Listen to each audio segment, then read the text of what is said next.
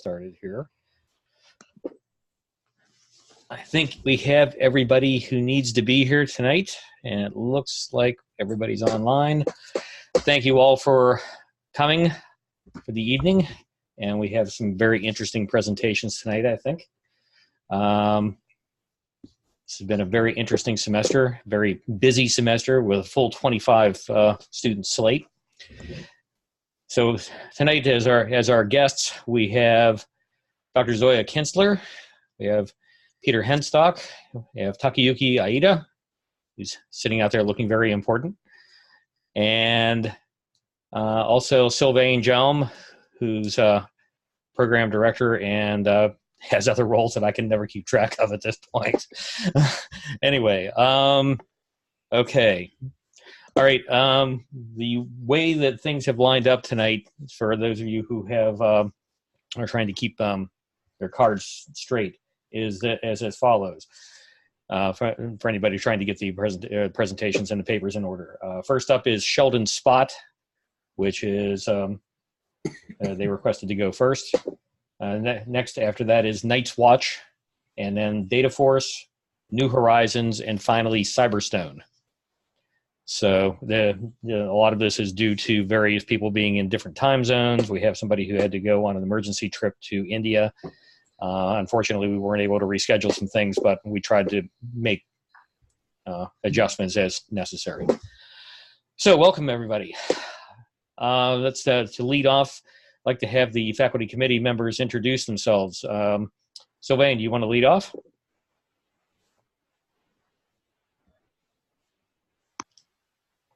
Sylvain? Yeah, you're muted, Sylvain. Are you muted? Yeah, there you are. Okay, might work better. Can you hear me? Yes. Okay, so I'm Sylvain Jaume. I'm the director of the ISMT programs at DC. I teach in the data science program and digital media program, among other things. And thanks very much for the invitation. Look forward to hearing your presentations. Okay, thanks. Zoya, how about you? Hi, everyone. This is Zoya Kinsler. I'm a colleague of DJ's teaching the Digital Enterprise Capstone for over 15 years now. And I'm looking forward to your work, to see your work. See, if you'd taken Zoya's course, it would have been much, much harder. So it's true.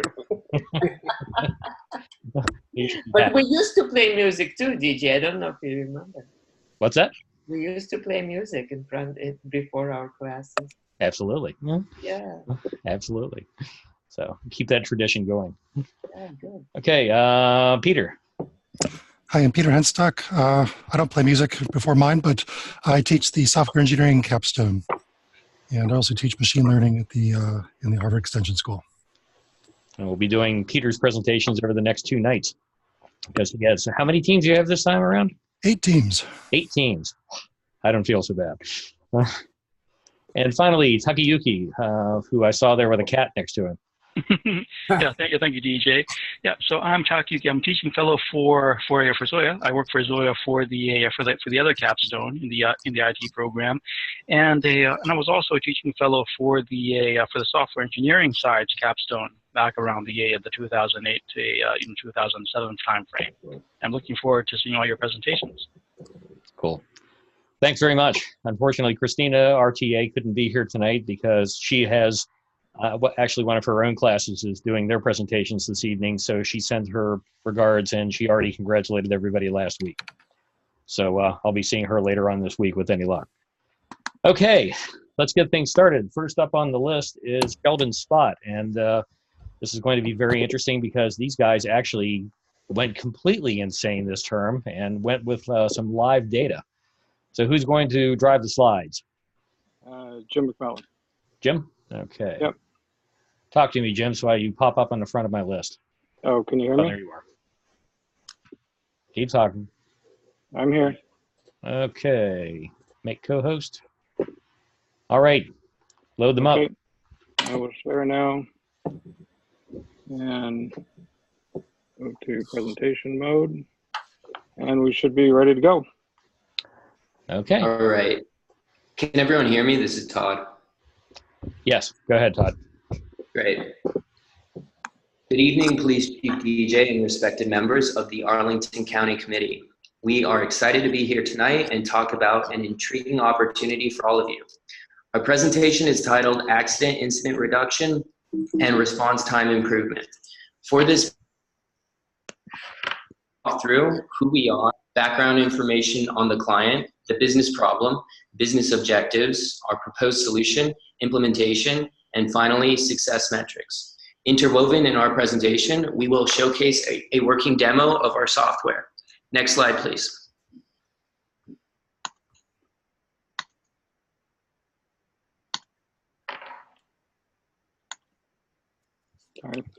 So we are Cooper Consulting and create advanced analytical solutions for public sector organizations. We help in maximizing resource allocation while reducing costs for our customers. We strongly believe in making the world a better place and have 3 guiding principles: save lives, save money, and save communities. Next slide, please. Our client is the Arlington County Police Department. As most of you know, last year the ACPD initiated a restructuring plan that focused on resource allocation due to budget constraints and staffing limitations. Cooper Consulting is perfectly aligned to meet these goals within the given restraints. We are committed to providing professional and superior services. As you know, the ACPD was awarded a grant of $1 million from the Office of Traffic Safety in order to support the efforts of reducing traffic-related accidents, which will more than cover the cost of our project. Some vital department factors from 2018 include 78,000 911 calls, 2,500 traffic collisions. Traffic-related injuries have doubled over the span of 5 years. Finally, 5 deaths per year as a result of traffic collisions. Now I'm going to hand it off to Grace, who will dive into the details of the business problem. Thanks, Todd. So, Chief, we know that through our numerous discussions, Arlington Police have always been asked to do more with less. And we know that you have and will always do your best to meet those challenges. So at this point, I will discuss the business problems that have come about during our conversations with the committee and the challenges that comes with it. So as mentioned previously by Todd, the number of total traffic-related injuries has doubled since 2014. So in addition to the cost in human health and happiness, traffic accidents are a major impact to the county's bottom line. We have estimated that the police spent $7.5 million responding to traffic incidents in 2018. So the first business problem that we want to touch on is the fact that data is available to the police department, but you currently do not leverage these factors in determining the effective police placement of your resources. So as you can see on this dashboard, this is a snapshot of a year's worth of data.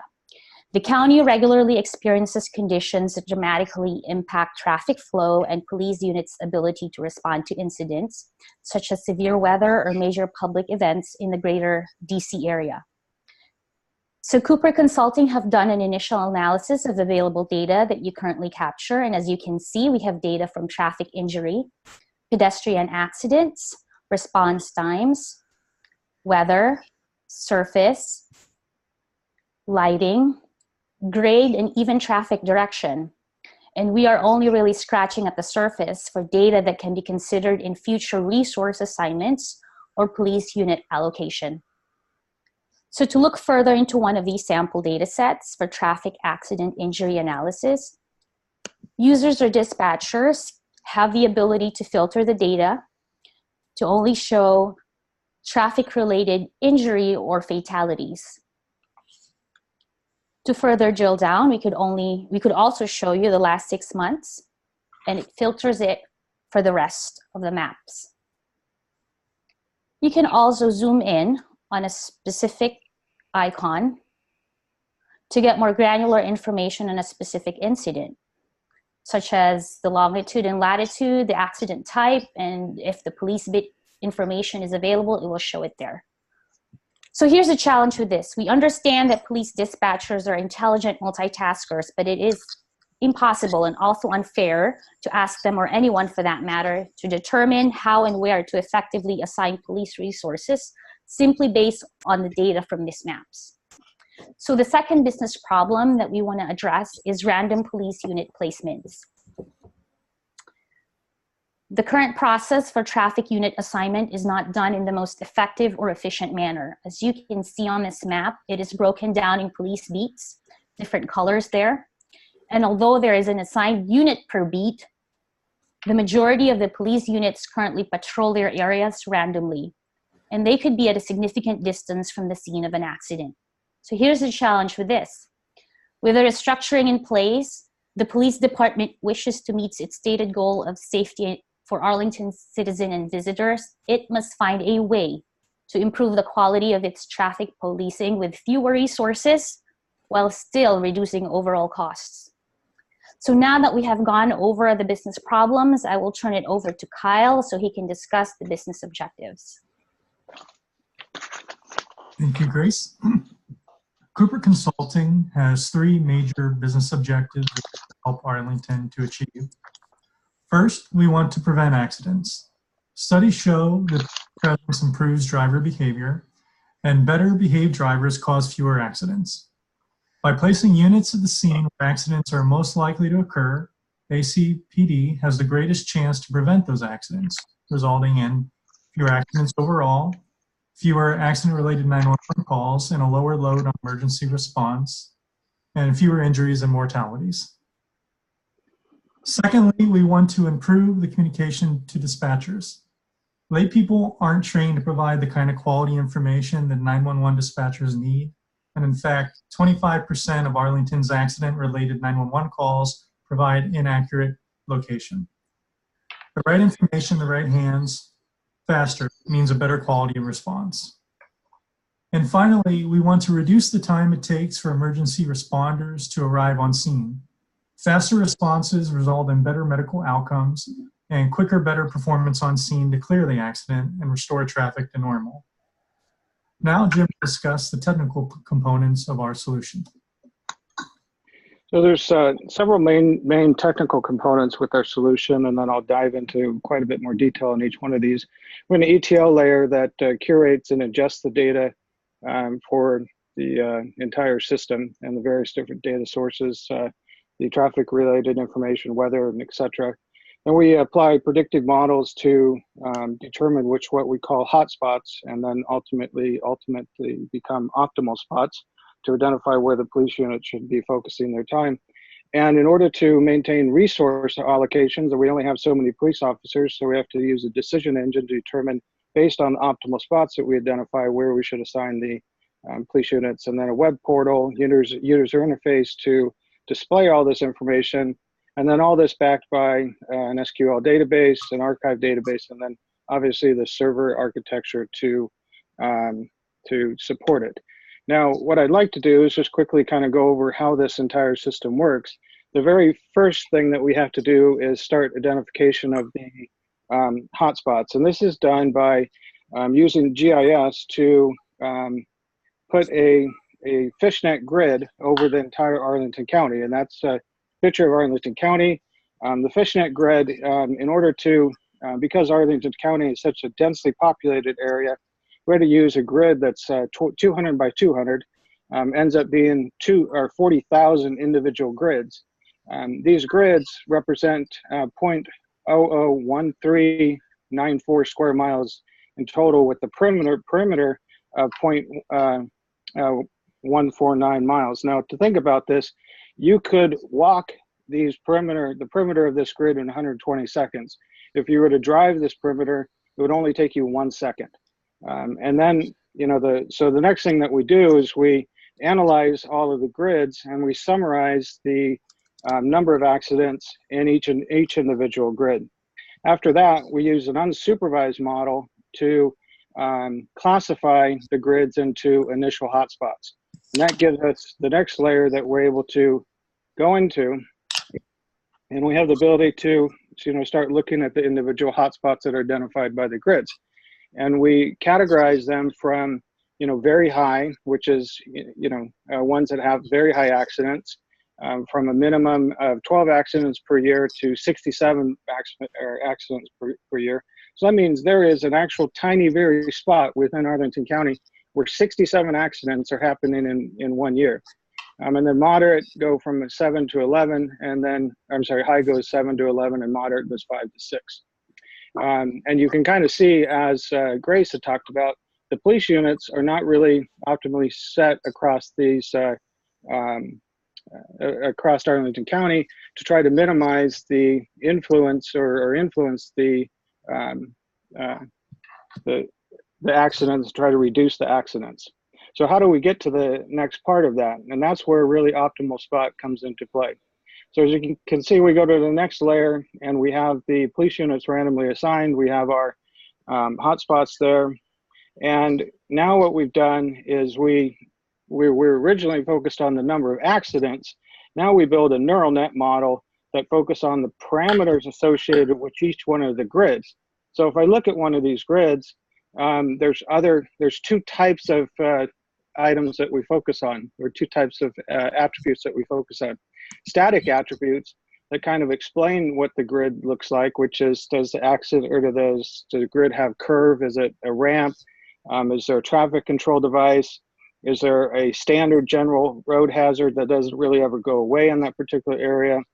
And then there's dynamic grid attributes, like is there a visible road hazard that currently exists in that area? The adverse weather conditions, is the road wet? Is there snow? Is it dark, or is it a particular work zone? And then we use those attributes to build a neural net model that gives us a confidence level of each individual hotspot that says, now we can kind of determine which ones we should focus on, because obviously we don't have enough police units to focus on every single one of these. So as I, increase my confidence level, I'm going to push it up to about 60, 60% here. You can see that the grids start to, or the optimal spots start to go away. Now what I want to do is be able to assign my police units to those individual hotspots, and I can turn off my my police units and apply them directly to the individual hotspots. Now the next question is really, and this is where the decision engine comes in, is how you allocate your resources to the hotspots. If I had a higher confidence or lower confidence level, and I don't, right now I have 43 optimal spots, but maybe I increase that down to 39% and I have 48 total, and I still don't have enough police units to do that. So, maybe I do that and I increase it, and then I go down to 25 or 20, let's say 22 police units, and you can see that my police units then get assigned to the optimal spots that have the highest confidence level. So we're using the decision engine to apply the police units to the spots that have the highest confidence level. Now, the next part of this is the dispatcher needs to know what to do in order to assign these units. So we have a dispatcher dashboard that says police unit, gives them the police unit name or beat number, and then the current lat and long, and then the optimal lat and long, so the dispatcher knows where to deploy these units to. And part of the decision engine is to look at the distance that the police unit would have to travel in order to get to that hotspot. And then, the next part of it is we want to be able to give a web-based, web-based portal for the individual police officers. So this is an example of how a police officer would use the web portal on their iPhone, and they could choose their unit number, and it would tell them their current lat and long, and then tell them where their optimal lat and long and where they need to be and where they should be assigned. So I'm going to turn it back over to Kelly to talk about the implementation plan. As we can see from the above implementation timeline, we will deploy the optimal spot system as a 1-year proof of concept that will start after development, integration, and training is complete. The design and development period will consist of 5 high-level phases over the course of next 6 months, started on February 4th of this year. The first phase is to gather the requirements and data. After completing this phase, we will work with you, the ACPD, to develop a comprehensive structure to support the optimal SPAT models. In the third phase, S, the Cooper Consulting will customize, produce, and test the machine learning models and developing the dispatcher user interface dashboards. The next phase contains a system testing period to ensure our system is optimized, effective, and efficient. And the final phase will consist of training Arlington County resources to achieve your business objectives. Subsequent to the completion of the one-year proof of concept, Cooper Consulting will finalize the project with a complete assessment and valuation of the optimal SPOT system. Supplementing to the implementation timeline major steps, we also create a summary of the assumption and dependencies, consider the possible risk, and initiated the contingency plans. We also develop a detailed action plan throughout each phases to enhance the strength of our plan's execution and listed personnel requirements and training materials, etc. All these materials are to ensure the success of the overall project. Further details about the implementation are listed in the proposals that are in front of you, so please feel free to read through and ask any questions. Next, Todd will discuss more on the success metrics. Thank you, Kelly. The success metrics we are focused on for this project include, first, a reduction in accident occurrence of 20% through optimal police unit placement throughout the county. Next, a reduction of 20% fewer 911 calls per incident through improved on-site communication.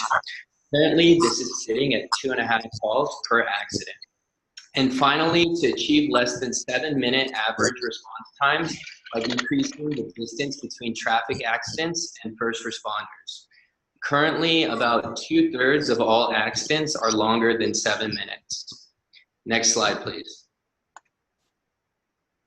To bring this home, I want to relay a recent story of a multiple vehicle collision which occurred close to Arlington National Cemetery.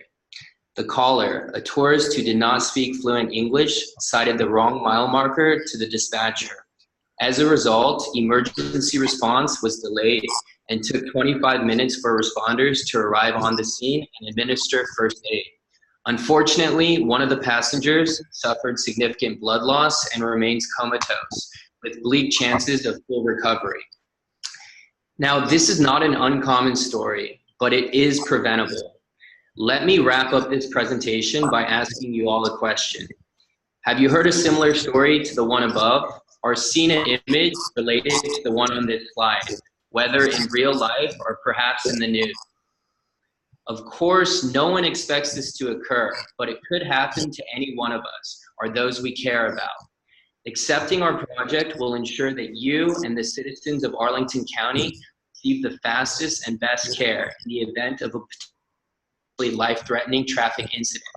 We are asking you to approve our program and help support our mission: save lives, save money, and save communities. Next slide, please. Thank you so much, Police Chief DJ and esteemed members of the Arlington County Committee for taking time to listen to our presentation today. We'll now open up the floor and take any questions from the audience. Okay, thank you, Sheldon Spot. You guys have questions from the field? Yeah. Okay. Am I? Go ahead, Sylvain. You're on. Yes. So, interesting project. I was wondering two questions. Would you validate your system, and would you incorporate new data, or would the system keep updating? Well, the intention is right now the data has been built off of 1 year's worth of data, so it's kind of static data. The intent would be to, obviously use initially, 2 to 3, 4 years worth of accident data to build the initial setup. The main, where we get into machine learning, and the intent would be that the neural net, the dynamic aspects of the model would be automatically updated as we would retrieve that information. And some of that would be difficult because you know, it would be forecasting. But one way to think about it is if we could potentially identify, and we can identify the really risky areas and the real identified hotspots, we could use IoT devices and place them in those areas that would feed the models in real time, and the models would be updated in real time, the dynamic aspects of it. So it would be a constantly fed engine in order to improve, and then the models themselves could be improved as well. Okay. In terms of traffic pattern over the course of 2 or 3 years, the new intersection could be changed, and then how would you account for that, and maybe locally discount some data in your... So the intent on that would be the fishnet grid that I talked about is every month. It would be, the best structure would be to update every month when new accident data came in, we would update the fishnet grid to find, you know, the initial hotspots. And then, you know, you optimize, and then you build the model on top of that. So probably wouldn't be worth updating the number of accidents every single day into that, you know, fishnet grid that I talked about, but I would see that working on a monthly basis. But I think that's kind of something that we would have to test to see how many accidents are occurring, and it would depend upon obviously the area that we deploy it in and the size of the area that we deploy it in. Okay, thank you. Hey, I have a question. So this is Takayuki. I was wondering if there's a time series component to these predictions that you're making. Is just simply a latitude and longitude hotspots, or are there spots that are going to be more dangerous, you know, at certain times of the year than others?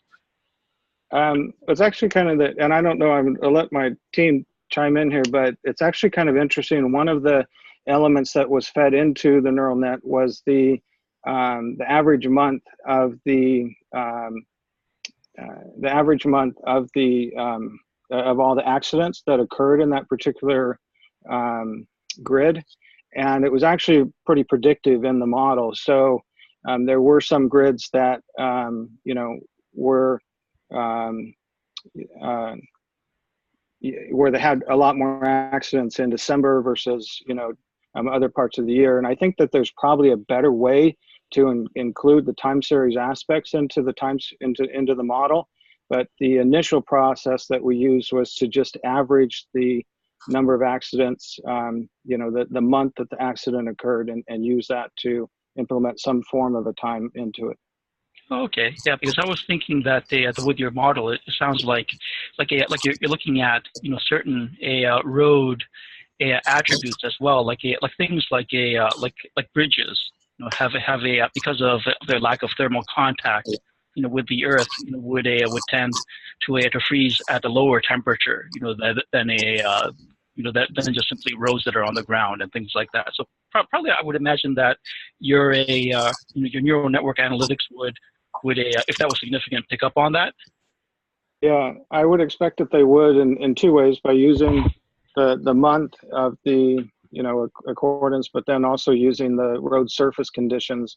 The more information we can get on the road surface conditions would be extremely valuable. And obviously, the more information that we can get on the area, if there is a bridge. The problem that we had with the initial data right now is that we only have data on the accident areas. We really need to get data on all of the particular grids, so we know where there's bridges and things like that in the area as well. Okay, Ashley, thanks. Yeah, it seems like the time of day and also the day of the week would also influence the accident activity and other types of activity. Yeah, you're right. What was included was darkness and day. I'm sorry, darkness and light. But I think you're right in including different times and day would probably be an influential attribute that should be considered in the neural net. I had a question. Have you considered whether or not the system could be integrated with self-driving police cars?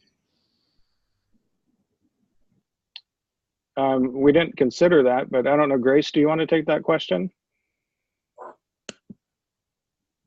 Yeah, I think there's been talk about that, and they actually have a few of those in Arlington, actually, of driverless cars. But I don't think at this point the police department is ready for something like that. But definitely in the future, that should be something that we should build into our models. So, but we'll definitely take that into consideration, and maybe, you know, when we do build this out for Arlington, we'll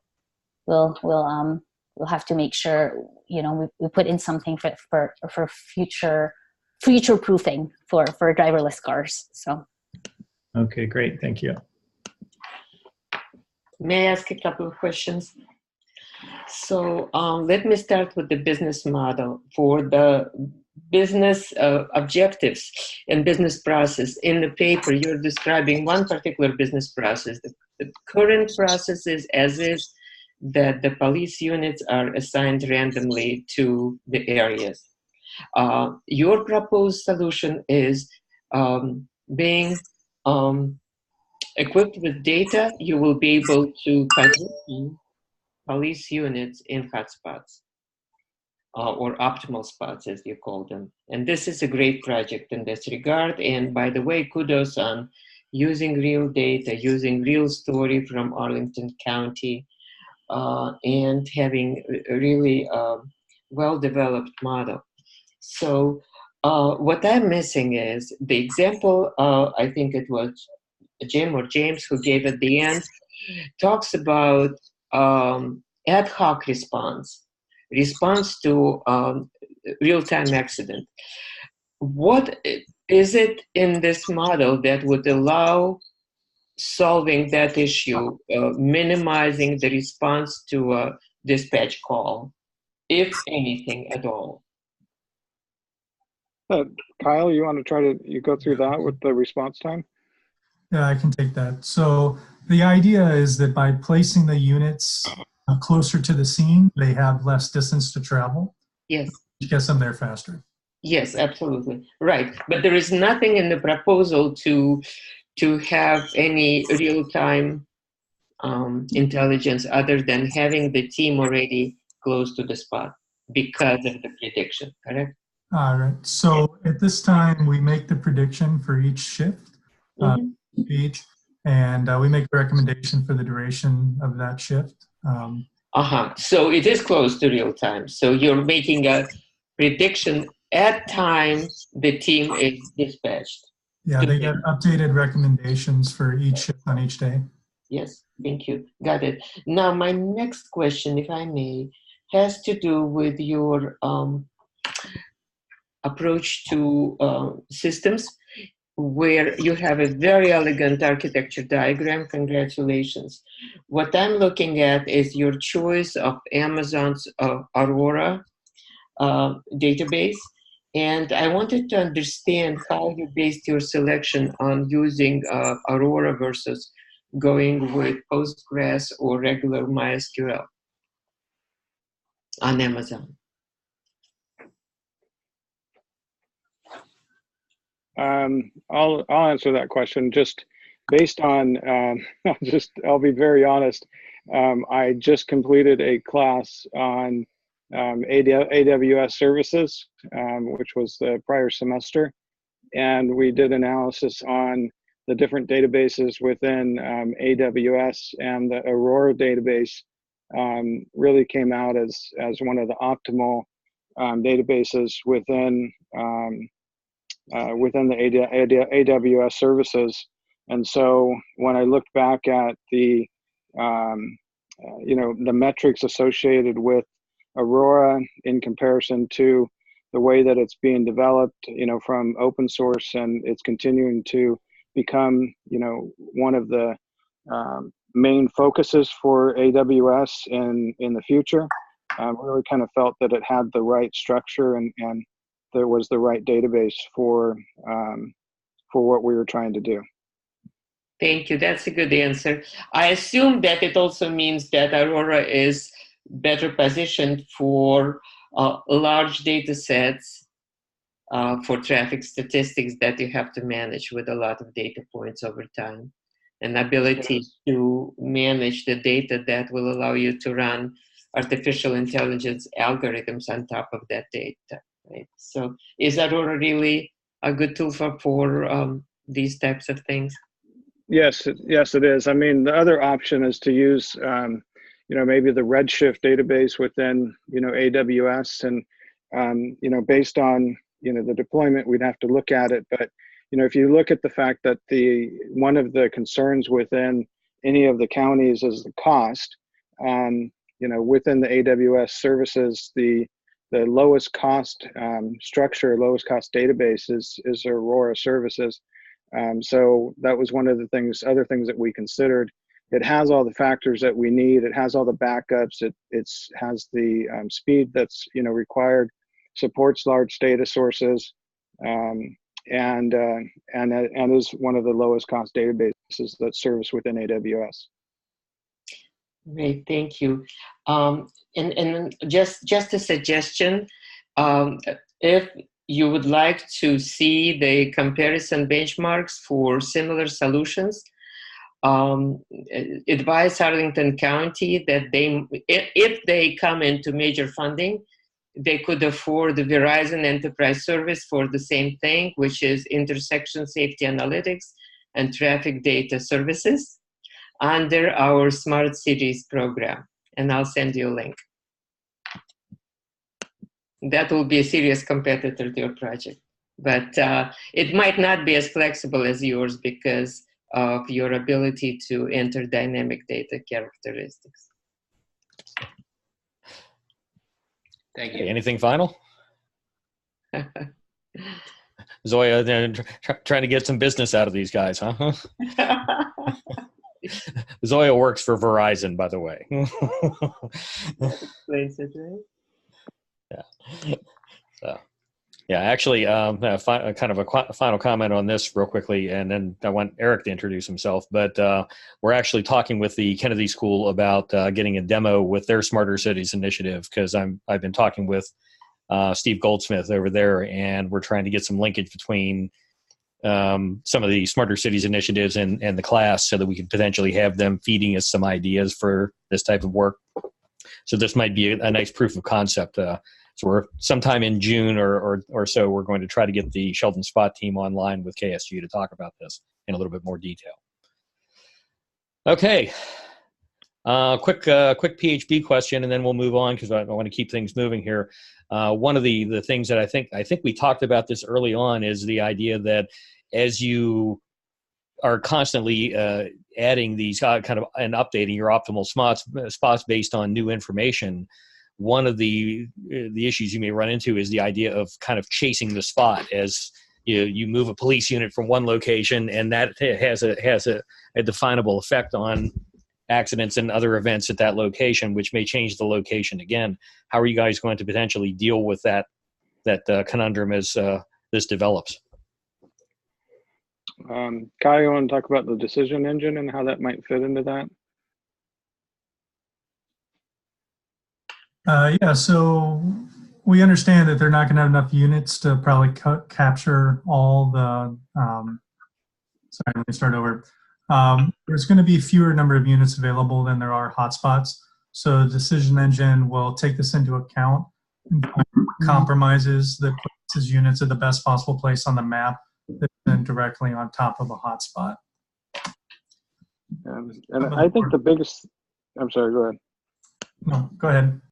I think the biggest thing in chasing the spot is the importance is how regular we assign a unit to a particular spot to make the impact. If we're going to basically say a unit is going to be assigned to a spot to, one, prevent potential accidents, and two, increase or decrease the first responder time, then the unit needs to remain at that spot for a particular period of time. So it's one of the elements that needs to go into the decision engine, and how we deploy and dispatch the units is leaving them there for a particular period of time. And the other factor would be, unless, you know, something pops up which has a really high confidence level, then I think that that's where it comes into play, where we set a confidence level that's high enough that we would reapply or reassign a unit to a different spot, even though we put them there. But, you know, something happens, the machine learning algorithm, you know, updates, or I'm sorry, the algorithm updates automatically, and, you know, a hotspot comes up with a really high confidence level, and we reassign one that has a really low confidence level over to that other spot. So we're not necessarily chasing, we're taking a low confidence level unit that's been applied to something that's really now that's come up hot. But we'd have to be really careful on how we design that, and make sure that we're not chasing the spot, if you will, like what you're talking about. Right. Okay, good. Yeah, it's just factoring that in as it's kind of observer bias as you observe the phenomena that could change the parameters. So good. Okay, congratulations, you guys. You're done. Nice job. Well presented. Okay, let's move over as I'll pull Jim's co-host. Okay, next up is Night Watch. Who is going to drive from there? I believe it will be Zachary. DJ, that will be me. Oh, you guys want to argue it out? I'll keep talking. No, that will be me, Zach. Zach? Okay. Yes, Is sir. that what I said? Am I coming through? I can hear whoever that was talking. I think was that Rahul? It was. Okay. Good. All right. So Zachary, you have Zach. You have co-host. So you're going to handle the slides. Yes, I am. Give me one moment, and I'll start to share. All right, while you're bringing those up, I did not see Eric had come up online earlier when we were doing introductions. Eric, could you introduce yourself? Oh, sure. Hi, everyone. My name is Eric Kisaki. I teach the software design course at the Extension School. I'm also a software engineer at Algorand, which is a blockchain company. Glad to be here. Thank you. Okay, thanks very much. Thanks for coming. Okay, you guys ready to go? Nope. Nope. Yes, we are. You'll be fine. Just relax, Rahul. It'll be over in about 20 minutes. All right. Good evening, everyone. I wanted to start by thanking Christina for engaging us in this discussion on security log management. The title of our presentation is Cost-Efficient Security Log Storage and Analysis. Let's get started by setting the agenda for tonight. I'd like to start with some brief introductions, some background into what happened that precipitated what's to follow, a review of what we learned about your business needs and some wants, an overview of our proposal, including technology and sustainment, how it works and how you use it, a proposed timeline to realize these requirements, and finally, some takeaways and some time for questions. Next, a little about us. So who is Night's Watch Solutions, NWS for short, please? We are a tech startup from both coasts and the middle of the country. We bring over 100 years of combined experience in IT and security operations. Our team has backgrounds in compliance, forensics, system administration, software delivery, and business operations. We are security, cloud, and project management certified.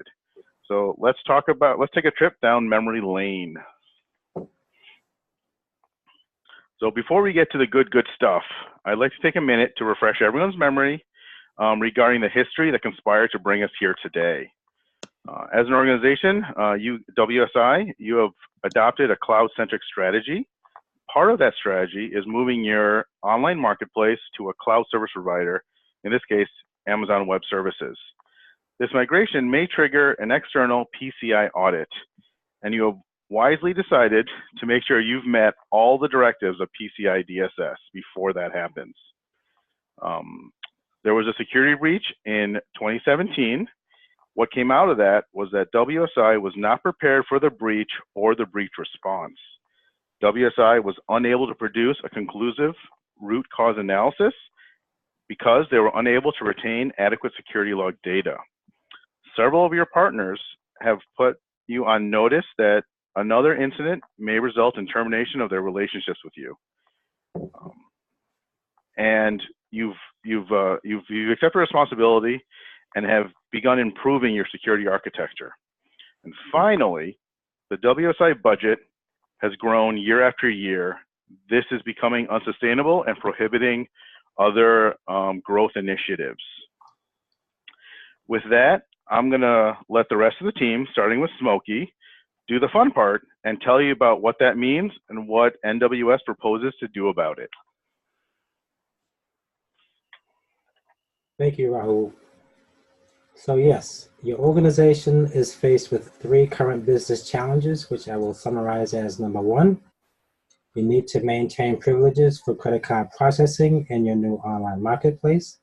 Number 2, you need to minimize the business impact of a security breach. And number 3, you need to control IT costs.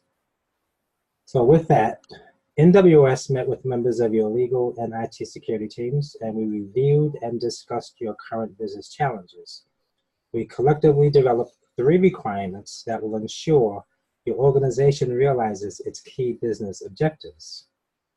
Now we could talk about the requirements. Requirement number 1, WSI needs a security log and retention platform for its online marketplace that is in compliance with the industry standard regulations that govern credit card transactions and processing. Requirement number 2, in the event of a security breach, it is absolutely critical for you to be in a position to demonstrate to investigators, to auditors, and to your customers you have robust and thorough security log data in order to conduct an appropriate level of forensic investigation. This includes the ability to ascertain the source of the breach and the extent of the breach. And requirement number 3, there is no additional funding available for the IT teams to resolve your current business challenges. So now we could talk about our solution overview. So NWS has come up with an approach to satisfy each of your business requirements. Now, our approach is multifaceted, and the data management system that we are proposing, NDMS, is the novel aspect of what we are offering here today. Number 1, NDMS will reduce your volume, which is very significant, of security log data you store and process. And we can reduce this volume by up to 74%. Number 2, consider each visit to your online marketplace results in the generation of 7 separate log files. NDMS uses 2 technologies that will be explained shortly to consolidate those 7 different log files into 1 single log file. Therefore, we anticipate your company will realize a substantial reduction in IT costs. Next, we will work with you to ensure you always remain compliant with industry standard best practices for managing your security logs. And lastly, we will provide your company guidance on the policies and the procedures that will ensure you always maintain the ability to process credit card transactions. And in the event of a security breach, you will be able to conduct the appropriate level of forensics. Next, Abraham will talk about our product. Thanks, Smokey. So, as Smokey mentioned earlier, our product, the NDMS core component, specializes in reducing your security log management and ingest volumes. So on the ROI chart that we're going to look at, as you can see, you're currently spending about $500,000 on Splunk storage and input-output costs. So Splunk, as you recall, charges you by the byte that you ingest and scales relatively linearly. There are certain breakpoints where the price will actually increase or decrease. But for the most part, for the volume we're talking about, we're going to be talking about linear licensing cost. As Smokey mentioned earlier, the NDMS core component can reduce your log volume between 71 and 74%, reducing a reduction that you see in the year 1 cost for Splunk storage.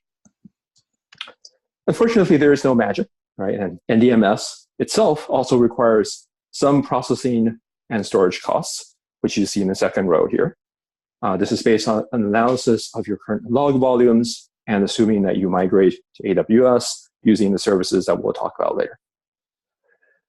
For our professional services and deployment costs, those are static amounts based on the size of your environment that you see there. And for licensing, because we stand behind our product, our licensing is actually a percentage based on how much you save. So if you save nothing, then we have no licensing costs. Since we are anticipating savings, we are licensing cost is 25% of the actual per year savings. All told, we're anticipating a year one 32% savings and subsequent year 38% savings. As we mentioned earlier, because there's no magic, let's go ahead and jump into the technology stack. So in the technology stack, the core NDMS components are the blocks in red. Really the key factor is if you input 7 logs, which are averaging 1.75K, you're outputting 1 consolidated log entry, which is about 440 bytes. Let's walk through each of the steps in the process first. So in an average environment, when we look at your network architecture, when you have a customer that visits your online marketplace, you're going to be generating 7 different log files. You're going to have a firewall log entry. You're going to have a WAF log entry. You're going to have a NetFlow entry. You're going to have an Apache entry. You're going to have an application entry, so on and so forth. A lot of these log entries are going to have the same type of information over and over again. Whether it's your source IP, destination IP, source port. For your WAF and your Apache, you're going to have the same URL show up over and over again. And that's really what we're going to take advantage of to offer you these cost savings. So going back to the block diagram, that's your initial starting point, the 7 log entries. You're going to consolidate your logs in 1 input cache. And because since you're migrating to AWS, in this case, you've chosen CloudWatch logs. Because our product is actually modular, and we don't want to lock you into a certain vendor, the input cache, as you can see, is not in red. It is a modular component where you could be using syslog, for example, right? Because you're AWS, you're using CloudWatch logs, and then we feed your logs from the cache into our NDMS component, which is written in Python. And it does 2 different things. The first thing is, as mentioned earlier, if you have duplicate fields, it consolidates those fields into 1 single large log file. Because you do actually need to be able to reconstitute your logs on the way out later, we add 1 additional log file, 1 additional log field to that output. That 1 additional field basically maps the original source type with an epoch timestamp so that you know what generated the log entry and when it was generated. And when it was generated is actually going to be critical when we get to step 5, when we talk about the backend validation. Just doing the log deduplication consolidation based on analysis of your log files saves you about 71%. You can actually get an additional 3% using compression via byte pair encoding. So the concept behind byte pair encoding is if you have a very common large string, think of it as a URL that is always the same for your most popular products. If you replace that very large string with a much smaller string that never is actually seen in your environment, you can actually save an additional 3% or so. At this point, you're going to get an output of 1 consolidated log file, which is about 440 bytes. You can choose to store that log file, again, in the modular environment. Because you're in AWS, you've chosen S3. And you can also send that consolidated log file to an analysis platform of your choice. In this case, your SIEM is Splunk. One of the critical things I want to do, though, is we want to make sure that we can reconstitute your consolidated log back into its original format, either for security analysis or for audit purposes. And the way we do that is we have version-controlled templates that basically show at a given time what the original log format should look like for a given product. For instance, if you have a Cisco ASA 9.1, This is what a log format looks like. These are the proper tokens, and these are the places to actually replace the source IP, destination IP, and so on and so forth with. And to ensure that we actually can reconstitute, at any given point, we're picking about 5% of our logs just to do backend quality assurance. We basically check to make sure that the SHA-256 hash matches between the original and the reconstituted version. At that point, you can store your output into long-term archive. And again, with modular outputs, you've chosen Glacier because it works well in the AWS environment. And with that, I'm going to turn it over to Omer to talk about what your security analysis team will be working with in terms of the user interface. Thanks, Abraham. So Abraham just went over the backend. At this time, we are going to talk about the front end, and I'll be going through the NDMS user interface, which is a robust web application hosted on AWS. So when we were designing the user interface, we kept it clear and efficient to provide a better user experience. As you will notice, technical functionality and visual elements are balanced to create a system that's not only operational, but also usable and adaptable to changing user needs. Another important point to highlight is that all data and credentials on the UI are stored with encryption in AWS. Now, we have four main components on the user interface. We have alerts and statistics dashboard, log verification and reconstitution page. We have a configurations page and template management page. Now, I'll quickly go over each one. First, we have a dashboard where we show the alerts and some statistics. As you can see on the alerts table, we have the timestamp, the description of the alerts. In this case, we have a failed log parsing alert due to an outdated template. It might be due to not even having a template or reaching storage quotas or other operational issues. Next to the alerts table, we have the statistics table showing the amount of data ingested, in other words, input. Next to it, there is the output, as well as the percentage of actual volume reduction, which is used for billing. Next, we have a page for log verification and reconstitution. As you may recall from Abraham's part, we deduplicate the logs to save from storage, and this is where we can reconstitute the original logs from the deduplicated files.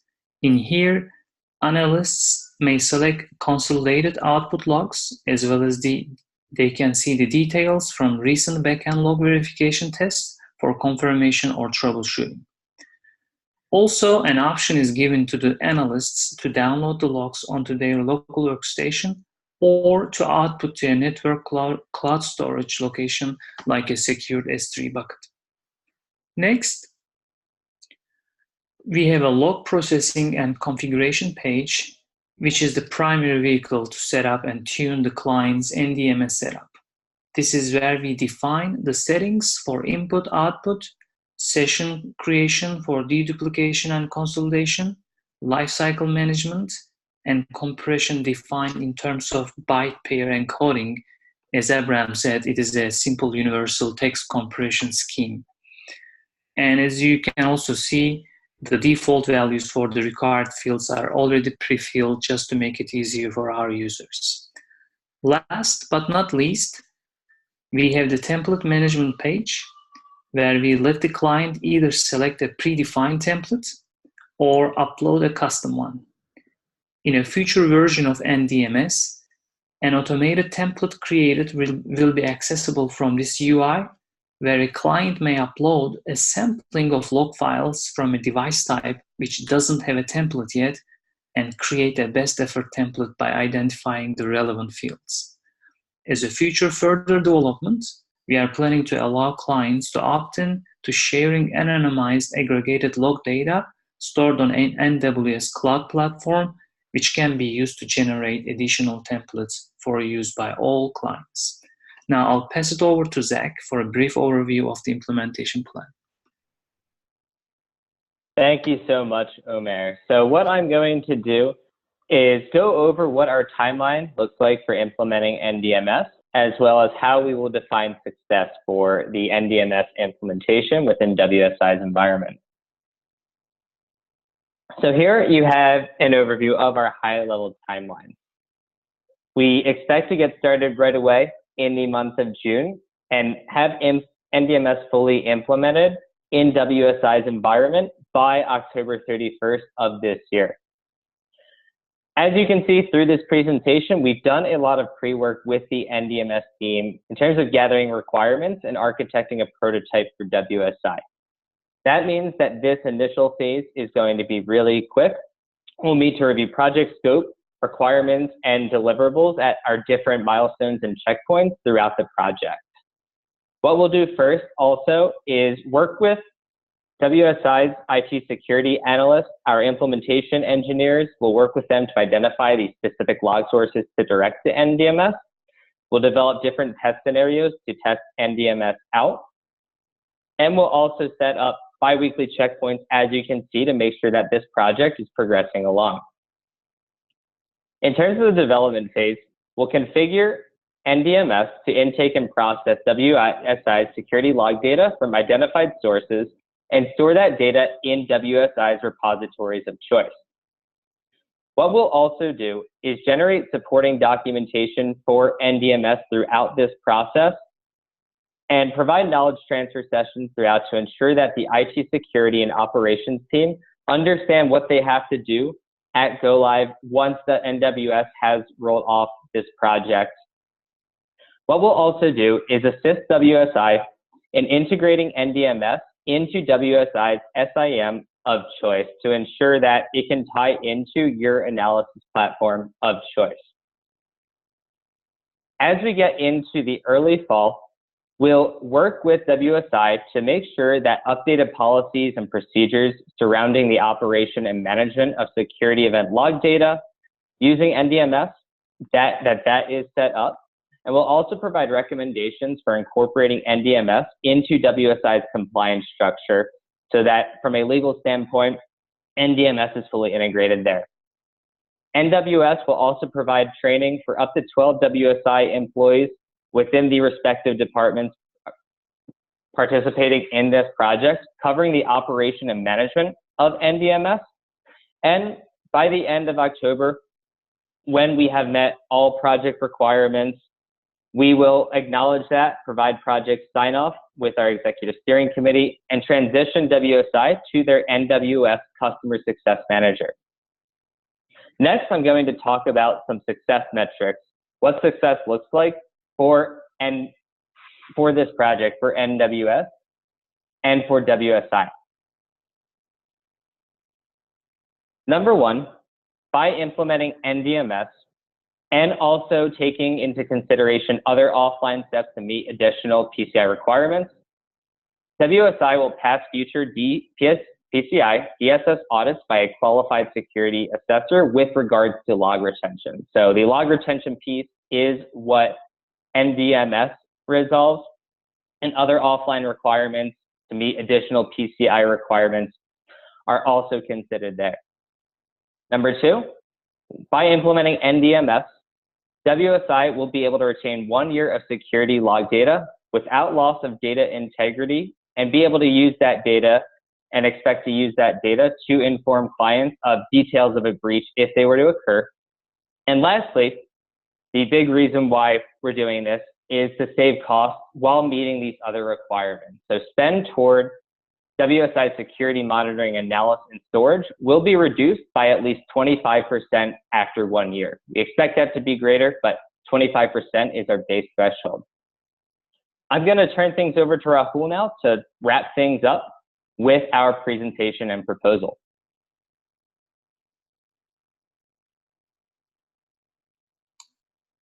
You are on mute. You're on mute. What a good intro. Thank you, Zach, Omer, Abraham, and Smokey for all that. That was great information. So, what are the takeaways that we hope you leave with today? We hope you understand that NWS and the NDMS and NWS will provide you a verifiable collection of security logs, which will aid in achieving that PCI compliance. An effective data set for breach response. This will facilitate that conclusive root cause analysis so we can maintain that trust and that relationship with our partners. Reduce the storage requirement for that data set, and subsequently reduce the operational cost of the entire IT department. With that being said, I'd like to open the floor to questions. Okay, questions for the Night's Watch team? It's just a question about how standard is the collection method across different devices. Is it possible to? Yeah. So the question is about how we're collecting across the infrastructure, correct? Sorry, say that again. Was the question about how we're collecting across the infrastructure?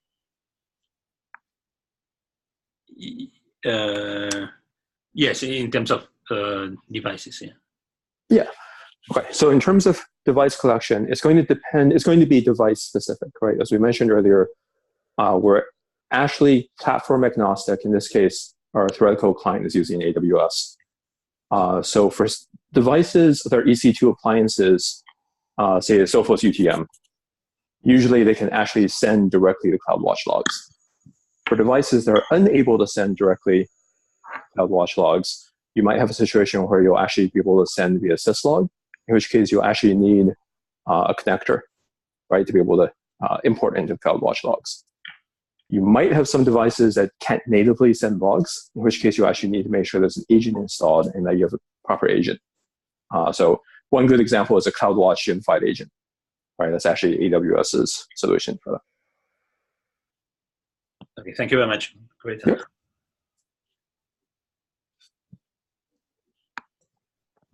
Any further? Yeah, I have a couple of questions or comments. So the way I understand it is that the NDMS is your own solution, right? It's a system being proposed in this project. Is that? That's correct. Yeah. And it serves as an add-on to the existing Splunk implementation. So you already get the logging from Splunk. It actually serves, I'm sorry, it serves as a shim before Splunk. So that is where you want to do your data compression and deduplication to save space, to save room, right? Space and Splunk licensing cost. That's correct. So you have to shim it in before Splunk gets it. So the main business benefit is saving storage and ability to restore the original log. Is that so? So the main benefit is cost savings, right? So you save on the amount you have to store, but more importantly, you save on the amount Splunk ingests.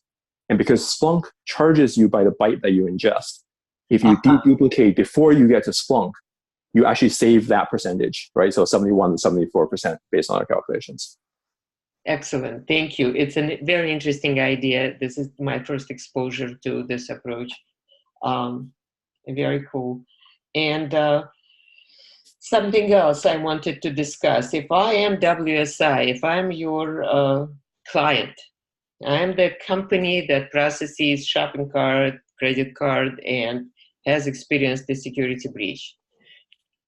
Do you think my first order of business would be to invest in a better security shield, the prevention of security breach versus ability to debug the security breach that I cannot prevent or have not tried to prevent?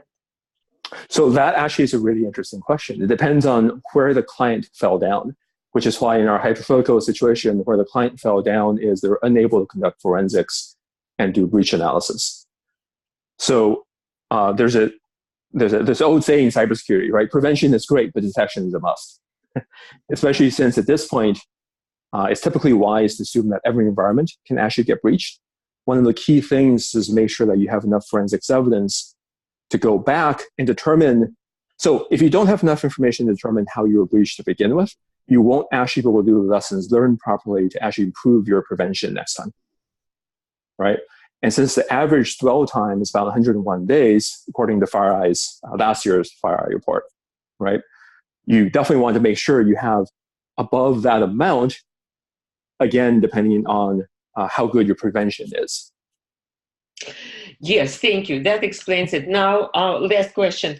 What is your proposed retention time as opposed to, say, if the company used to store it for 60 days, the average time that occurs when I realize I have been breached is 100 days. What is the retention you are aiming at? We're aiming at 1 year. Okay, thank you. Yeah, 1 year with the idea that they don't have additional budget, right? If they just had infinite money, they could actually retain it for a year without our proposed product. But the idea is within the same budget. Got it, thank you. Nice work. Yeah, and I believe that 1 year is the industry standard now, isn't it right? Isn't that right, Yep. Abraham? Yep, for PCI requirement 10. That's what I thought. Okay. Yep. So, okay. Any further questions for this group? It's one of our first kind of totally security-oriented projects that we've had in this class, so that was very different. And it's an area that I'm not hugely familiar with. I think it's a very cool idea. Are you guys planning on taking this potentially commercial after the class is over? I know there was some discussion. I think earlier when we were joking about this, I mentioned that I need my day job not to be 2 day jobs first. Is that Python with a Y or an I? I always get confused. Yeah. Okay. Thanks very much. Congratulations, guys. You are now done. 14 out of the way. Smokey, glad to see you're feeling better. Thank you. Thank you. Okay. Let's see. It was Zach that was driving, I believe.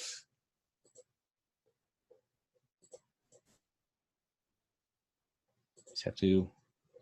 Oh, there we go. All right. Okay, next up we have Dataforce. Yes, DJ, that's me, Mas. I'll be running. Mas? Okay, keep talking so you pop up on my list. Yep. There you are. Okay. Make co-host. You are all set. Okay. Again, yeah, I mentioned this in chat. So while you guys are presenting, turn your cameras on if you can. You know, just let us see you. I had a couple of complaints. So. Start. Okay, I can see you. Okay, great. So good evening and thanks for joining us. My name is Mas Hussain and I'm part of the Dataforce team. We have 5 team members, Scott, Ram, Dale, Toby, and myself. And our field agents are working tirelessly for our customers. We are a startup and assisting enterprise companies with content management. We have identified common branding problems in many of these companies. To solve these problems, we are designing a new commercial off-the-shelf software called Brand Secure. Our agenda for today includes executive summary, business requirements, technology, and implementation.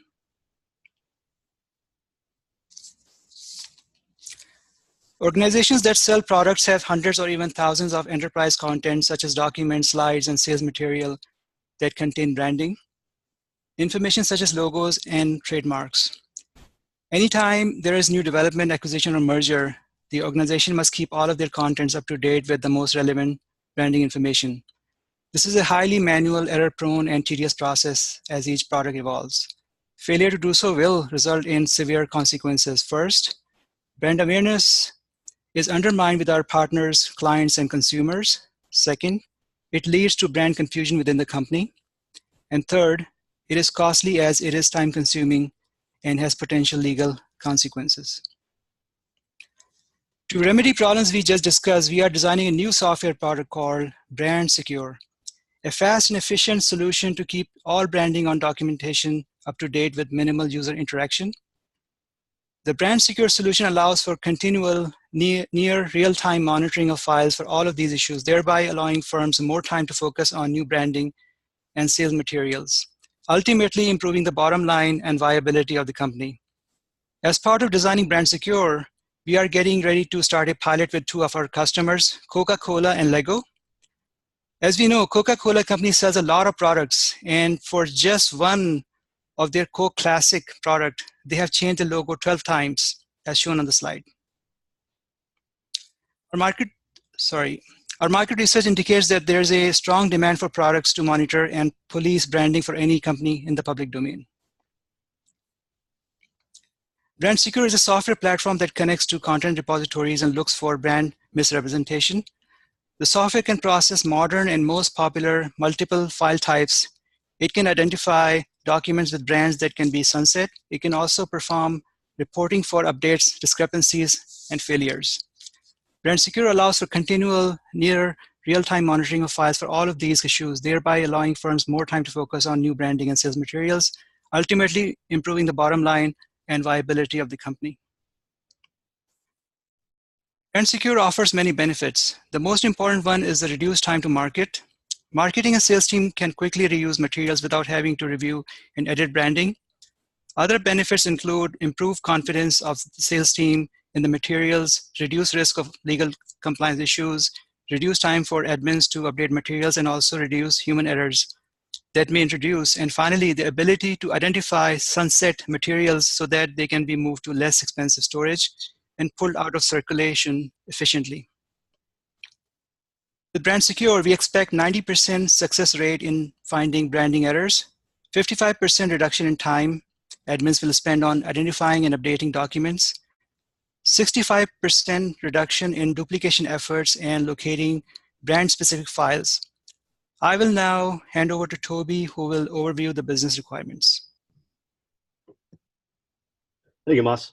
Brand Secure's key objective is to reduce the business expense by replacing a manual process with automation.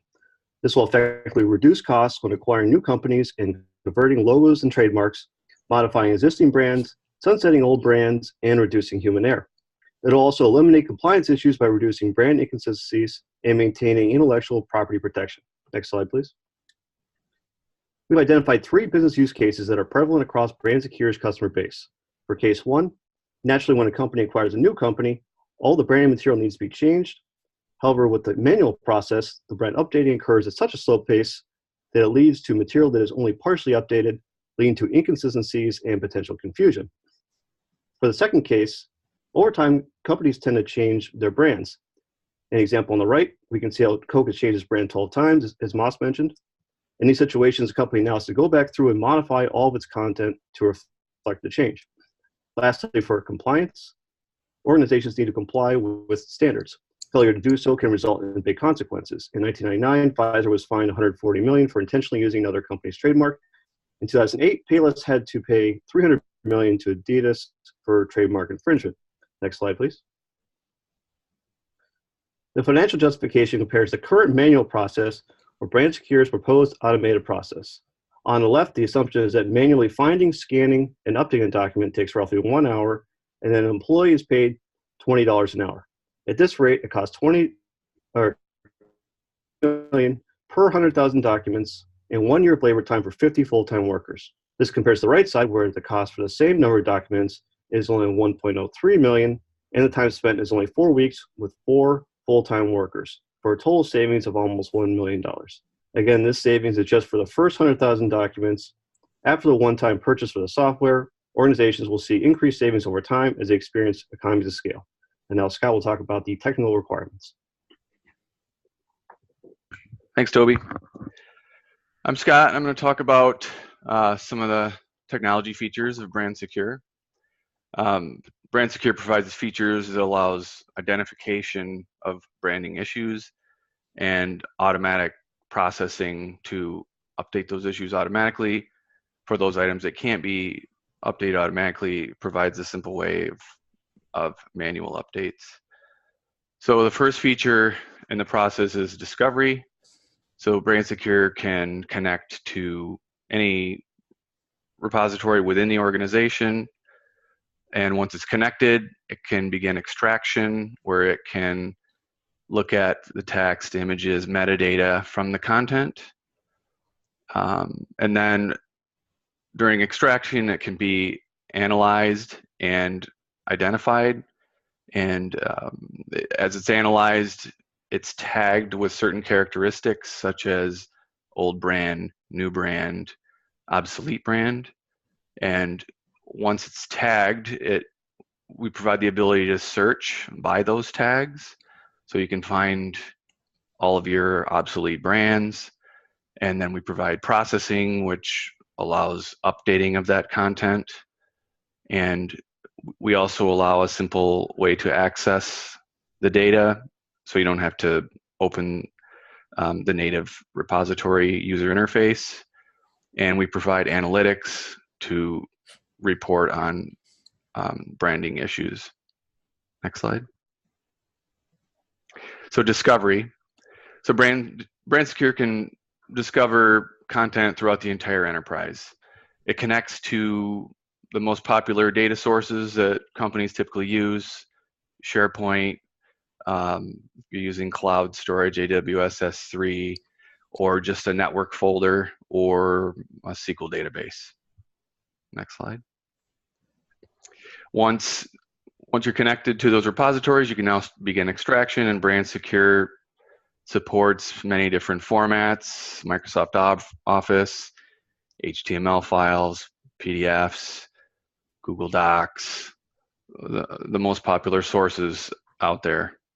And we use some popular extractors for that, some open source extractors like Apache Tika, Chromium, and we have a long list of extractors that can be used based on the data source. Next slide. So the pipeline is where once the content is being extracted, we pull the data through a data pipeline into our NoSQL database. So as data is flowing through that pipeline, a series of pipeline steps can be executed. These steps are configurable. We provide some out-of-the-box steps, and these steps perform analysis of the content to identify branding issues. Next slide. Now I'm going to turn it over to Dale, where he's going to talk more about analysis and identification. Thank you, Scott. BrandSecure uses custom pipeline modules to identify the elements that are important to manage. As the data is extracted in earlier steps, these pipeline modules analyze the content. These modules use machine learning along with other sets of algorithms to identify the images and the text, then tag these items as they are stored in the BrandSecure database.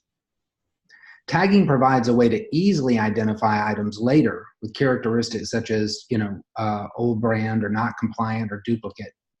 And these tags can also be ranked later so you can show them by relevance. There are 3 default pipeline modules that come with the initial BrandSecure configuration. Module 1 is used to identify branding conflicts.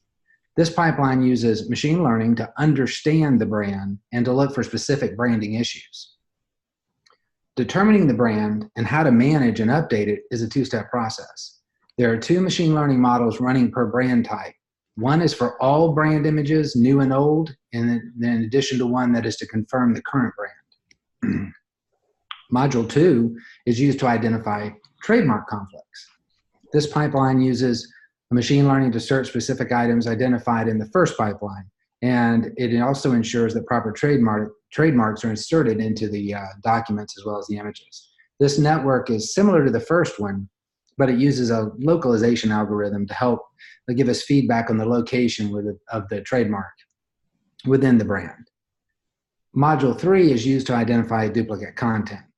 And this pipeline step uses a text comparison algorithm along with some MD5 hashes to compare files and sections of documents to find duplicate content so that you can help clean your network. Next slide, please. Training these models happens in 3 different ways. The first way is during setup of the networks, where the client will provide us with the initial positive representations of the brand. The second way is with a website that is part of the BrandSecure client user interface. This allows for setting up and configuring new brands, as well as providing new and updated positive representations of the brand as they become available. The third way is also within the client user interface, but as you will see in a moment, we take your actions when you manually make edits to the system and we feed them back through the training to make sure the network is continually learning and making better decisions for you. Next slide, please. Once the files make it through the pipeline, they now have the appropriate tags for you to search and find the files you need. An example would be a tag to let you see the documents marked as containing archived versions of the brand. These would be earlier versions that need to be updated to the current, or to archive these documents off the network completely as they may no longer be relevant. You can then add these files to what we call a cart for processing. Next slide. Once you have the items in a cart, you can then send them through for processing. And our system will attempt to make these updates for you and to let you know where the issues are that need manual attention. Next slide. Once processing completes, the Brand Secure Client UI will show you a list of the results of the processing and let you manage any issues. The file states, along with the comparison percentages, will help you locate the issues that need the most help. Next slide. An example of manual intervention needed would be this branding conflict, where the system wasn't able to make a determination. Here you can help it by making the decision, and that decision is now not only processed through for you in the document itself, but also fed into the training for the into the learning network for future decisions. Next slide. As you would expect, Brand Secure provides our clients with configurable dashboards and reports of the current and historical state of the files, as well as all of the processes that have been run. Next slide. And no technical review would be complete without a slide on security. As you can imagine, Brand Secure takes security very seriously, from the access of your servers and drives to the encryption of all network transfers, as well as the monitoring of the role-based access to any of the interfaces we provide. And with that, I'm going to pass the baton to Ram, who will be discussing the implementation plan. Thank you, Dale. So for the implementation section, I will be talking about installation both on-premise and on-cloud.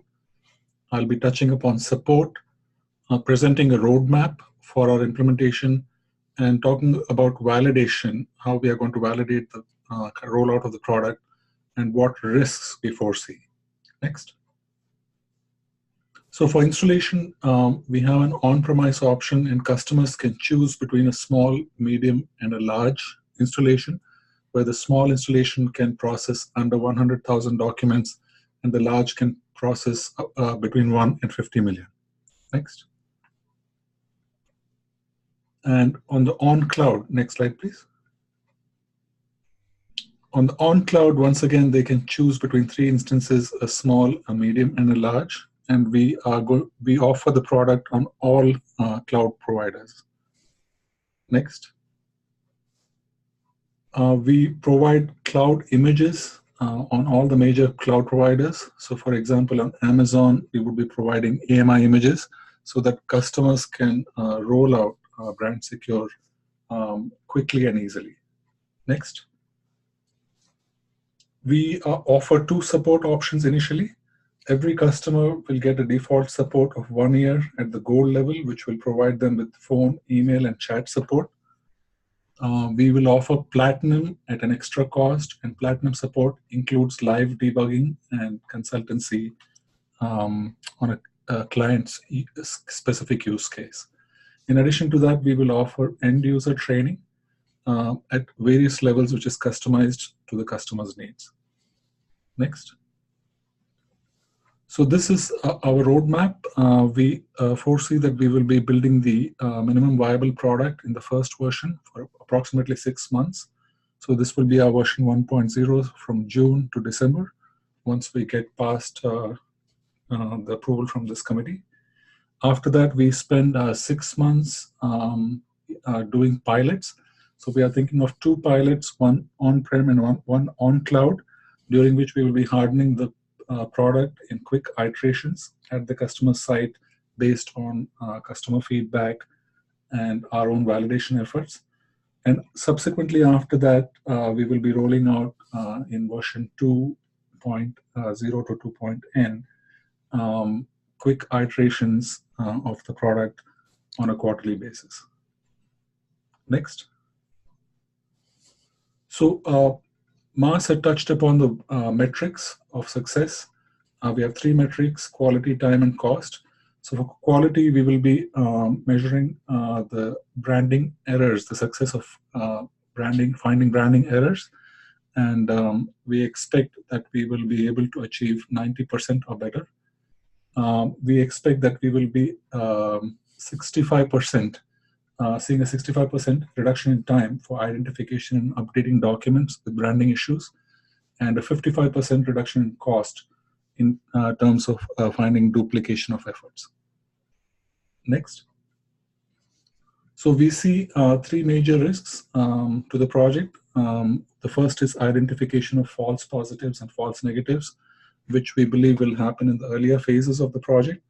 And we expect that by the time the product is hardened at the pilots, that we will begin to see much lower incidence of this. System performance issues are foreseen, especially for extremely large document sets. The architecture is horizontally scalable, and by either adding more servers for the on-prem or more instances for the on-cloud, we expect that we should be able to address performance issues. Sprint durations, we realize, are quite aggressive, so we will adjust the sprint schedule based on the learnings in the pilot. Next. So this brings me to the concluding slide. In summary, Brand Secure allows for continuous real-time monitoring for branding and trademark issues. It significantly improves the productivity of the sales and marketing teams, and it will help you realize significant cost reduction. So with that, I will turn it back to the audience for questions, and we'll be happy to address them. Okay, thank you, folks. Any questions for these folks? Yeah, great work. Have you thought about a mobile app to do the image acquisition on the fly for a new item and feedback from your system? We haven't, but that's a great idea. And Dale's our resident mobile developer, so we'll add that. We'll add that to our list. Yeah, we have not yet addressed mobile apps. Yeah. I had a question. Can you remind me again where the source of your content is coming from? It's coming from within the organization. If your content is in SharePoint, it can be on a network drive, or it could be on AWS S3. Really, wherever. Yeah. So users are uploading it into your system? No, we're connecting to those systems, and we're drawing it up. Yeah. I see. Now, I was just wondering, you're focused on securing the data, but how are you validating, or how do you validate that the content hasn't been modified somehow? When it flows through the pipeline, we tag it, and then as we read it through again, we do comparison checking to see if it's changed through. I think Dale talked about MD5 hashing. Okay, you're hashing it, but okay. So I was just wondering, like, if somebody got into your system and modified the content, and then your system maybe was automatically sending it out, it could be an opportunity for a hacker to cause a lot of havoc for the organization. So, and they could, if they could modify the content, they could possibly modify the hash codes as well. So maybe something to consider, how to lock it down. Absolutely.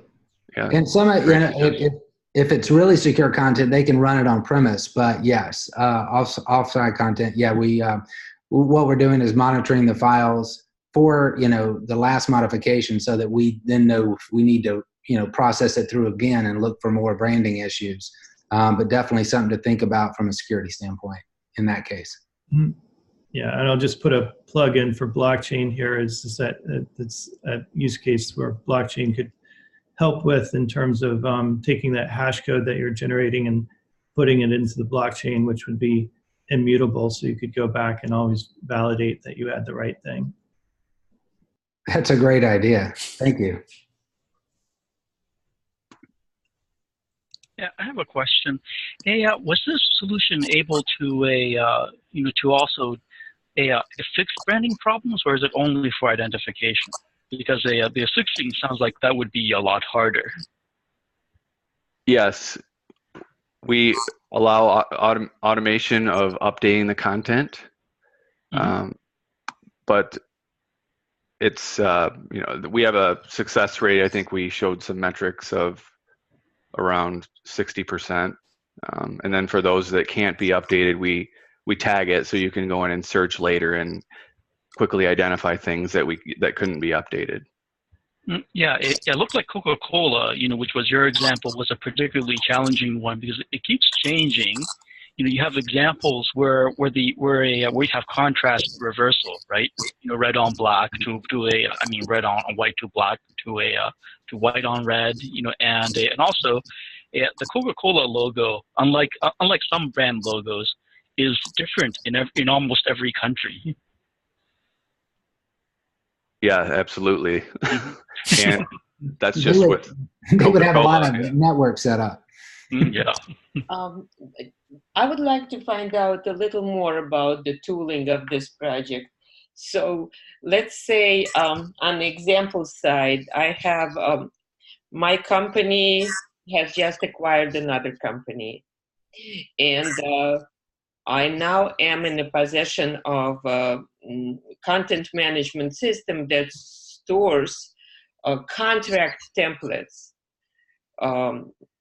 for the company I've just acquired, and maybe existing contracts that all have to be rebranded, right? So I am the administrator editor. I'm sitting in front of your system, in front of your console, and I map the header colors, the footer colors, the logos, and maybe a piece of text. Maybe I have to change a piece of text. The old company's motto to the new one. That is a string of text present in most contract documents. Now, I've done my mapping from the colors changing, the sizes changes, the format of the document has to change because of the headers, footers being different sizes and fonts. Let's say now I put your screen scraper and plus these documents exist in soft copy or they exist in HTML or some components for a web page. So my two questions are, what kind of tools do you use for scraping PDF? Someone has to go on mute, I think. Scraping or using OCR for PDF files, just to identify the components and recognize everything. And what kind of tool are you proposing for replacement, for implementing the remapping that I've just created as an editor? And question number 3, what else do I want to know? Yeah, I forgot question number 3, but these 2 are good enough. If someone could explain how it works. I could try to address number 1. Okay. So if you're talking about extraction of PDF data, we provide a list of extractors that you can use, and we use a lot of open source extractors. So the user can kind of choose or set up the best extractor based on the format. Yes, for number 2, you know, we're new and we're trying to figure out the best tools for each of the replacement type scenarios. So we haven't yet identified, you know, specific tools for every scenario, but there are multiple PDF tools out there that we could use to do the replacements. In the case that you're talking about, being able to replace multiple items of a template is definitely an advanced scenario that we are looking at, as well as some additional functionality where we can search the web and social media networks to find branding issues that other people may be using your brand illegally, as well as issues that may exist out there on materials that have been out there and just been forgotten about. So those are advanced scenarios that we are looking into, but have not come up with complete ways to do it yet. Thank you. And now my last question, I remember number 3. You're talking about the learning period when you will tune up your model for recognition, or your extractor for recognizing the necessary colors or fonts or components, images, and so on. I imagine if you have a tool, you'll be going to every new client company, you will have to do this training of the model from scratch. How do you envision that process? There are a few different ways to go about it. The original way, the initial way will be, as we set up the network, we're going to need to train it with some positive models. So we will need, as we go through implementation with that company, to interface with their marketing department and say, we need the different versions that you have of your brand, maybe recently archived versions if you've changed within the last few years, and you could expect that to be a common one, as well as the latest, all the latest that you can find. That's going to be fed in to train the system originally. Now, as we find issues that we are not, the percentage doesn't come out of the network high enough for us, let's say it comes out at a 60, 65, and we're just not comfortable replacing it ourselves yet, it goes through, it has a user interface for them to select what to do with it. At that time, if they select it needs to be replaced, we then send the old one through to make sure we train, as well as the new one to continue the training ongoing. So those are the two main ways that it's trained. Okay, thank you. I'll just to add one more thing to address. We know there's going to be scenarios that we haven't identified, and so we've added in the ability to plug in custom pipelines and custom extractors to handle those scenarios.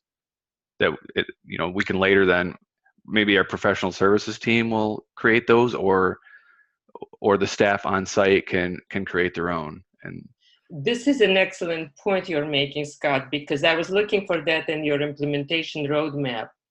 It is often dropped or overlooked, the need to insert a step for manual analysis and manual data recognition and mapping.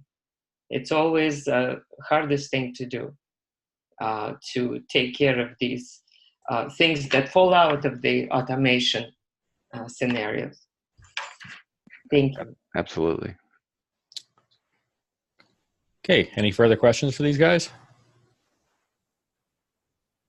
Everybody out in the field is being very quiet right now, trying not to be seen.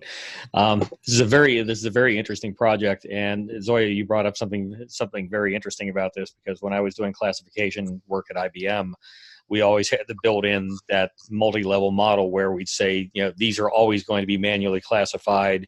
These are the maybes that somebody has to confirm or deny, and then there are the automated side of it that, above a certain threshold or something like that is automatically processed without any human intervention. And arriving at those levels and the percentages or the confidence levels or whatever you want to call them is one of the really tough parts. And it really comes down to, in my experience, basically what are the consequences if you do it wrong? If you get the wrong answer and you misclassify something, what is the fallout going to be down the road? So not a very easy thing to do, but very cool piece of work. Nice job, guys. Congratulations. Thank you. So, one more. Applause. It's less effective when we're online like this. It's just not as much fun. But okay, let's see. Who was driving those slides? Was that Zach? What was that? Okay. All right. Next up, New Horizons. Are you guys ready to go? Yes. Hi, DJ. It's Menka. I'll be controlling the slides. Hey, Menka. Okay, let me just find you guys here.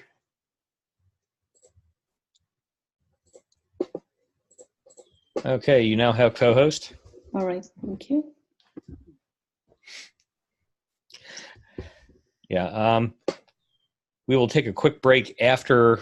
Well, actually, that's do we want to take? Why don't we take 5 minutes and let folks take a break because we're coming up on 2 hours now. That's fine. Okay, so I'll give you guys a chance to relax, and let's do a 5-minute break so everybody can get up and move around a little bit.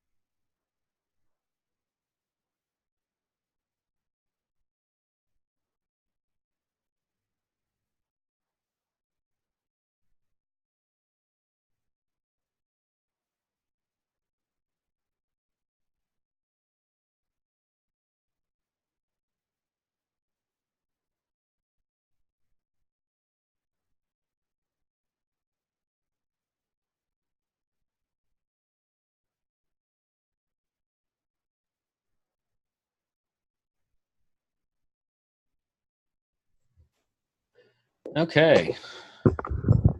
Guess we can get back into it if everybody is back. Legs stretched.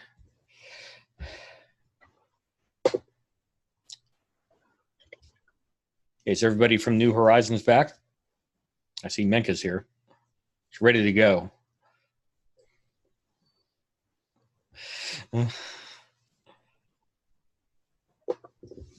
Okay, Ramon's here.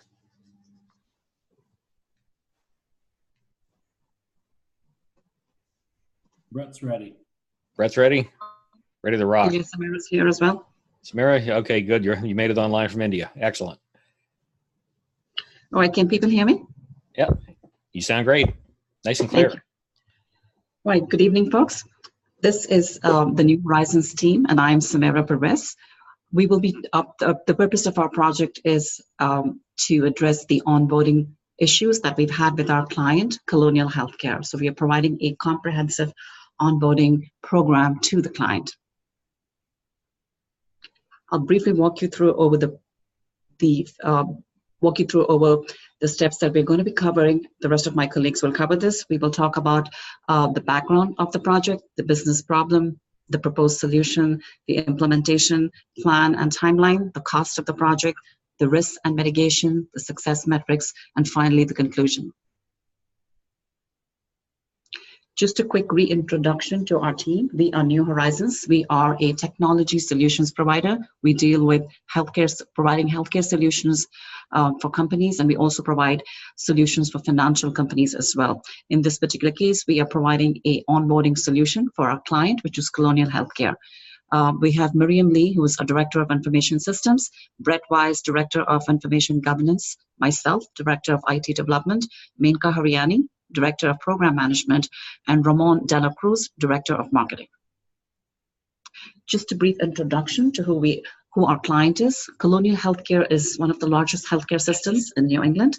It covers a large network of hospitals, 6 hospitals, including a children's hospital, an academic research center, a women's hospital. It's all through New England and Maine, New Hampshire, Massachusetts, and Connecticut.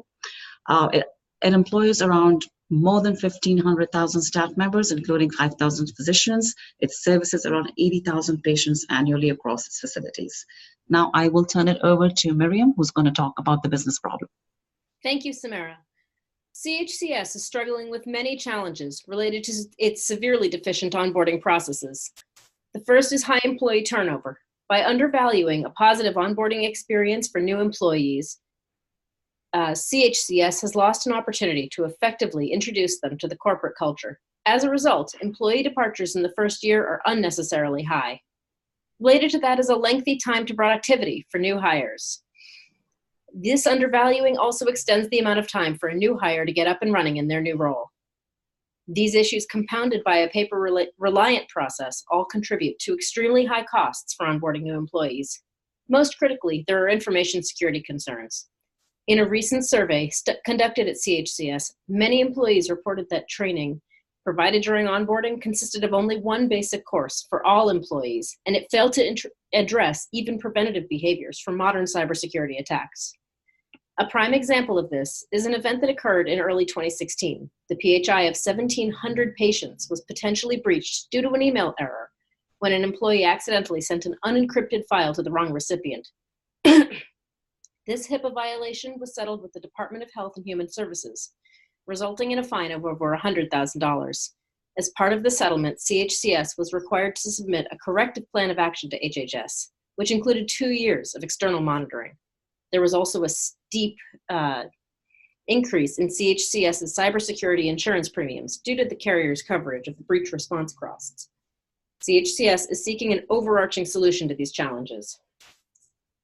New Horizons will develop a comprehensive onboarding system that will increase employee efficiencies, improve tracking of staff training, and provide a legally defensive system that will allow CHCS to prove that their employees are in compliance with training mandates. This proposed system will have several aspects. The first is a web-based forms management system to allow employees to complete the required documentation. There will also be a robust set of dashboards and reporting functions to allow employees, managers, and HR to track training progress. There will be an updated and comprehensive training program that will deliver mandated trainings. And finally, there will be a unified architecture to store and protect the new content and workflows.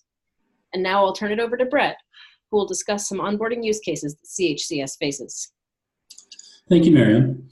So key step in improving Colonial's onboarding process is digitizing their onboarding workflow. There are three main areas of the onboarding workflow, and all of them are heavily paper-based and inefficient. These three areas are new hire processing, which consists of the forms and paperwork that new employees complete. New hire setup, which involves organizing the setup of the employee's new work environment by IT and facilities. New hire orientation, which consists of scheduling orientation activities for the new employee. To digitize Colonial's onboarding workflow, we will implement Data Inform, our proprietary forms management software. Data Inform will convert all the documents and forms that Colonial uses during onboarding into a web-based format. This will be accomplished through a one-time conversion with other forms integrated as they are introduced into the onboarding process. Once digitized, the fields in these forms will then capture any data entered and store it in a backend database. That data will then be mapped and transferred via XML file to the necessary Colonial systems connected to Data Inform. These connected systems include HR-based systems, 2 ticket management systems, and a meeting management system. An additional benefit of the forms management system will be eliminating the storage of duplicate data and entry of duplicate data, especially PII.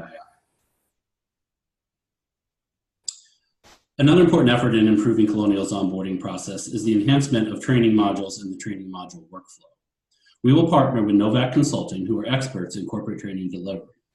Novak will review and revise the content of Colonial's existing training modules, with special emphasis placed on modules pertaining to privacy and data protection. Additionally, our engineers under Novak's guidance will customize the workflow of Colonial's learning management system so that the most critical training modules are prioritized and delivered in a timely manner. Now Minka will discuss tracking and reporting. Thanks, Brett. For reporting and tracking, Colonial will be using Microsoft's Power BI desktop tool, which is a cloud-based analytics app. This tool will help monitor the overall health of the onboarding system, which will be integrated with the Data Informs and SAP Litmos through the Power BI REST APIs. This dashboard will not only monitor the operational activities, but will also help Colonial taking the strategic business decisions. The dashboard is divided into 2 personas, HR, admin, and employee, and each persona will receive a different data set and reporting, providing a personalized view of the metrics as per what matters the most to the persona. So having said that, I would like to walk you through the demo that we have created in Power BI. So just bear with me while I switch my screens. Sorry.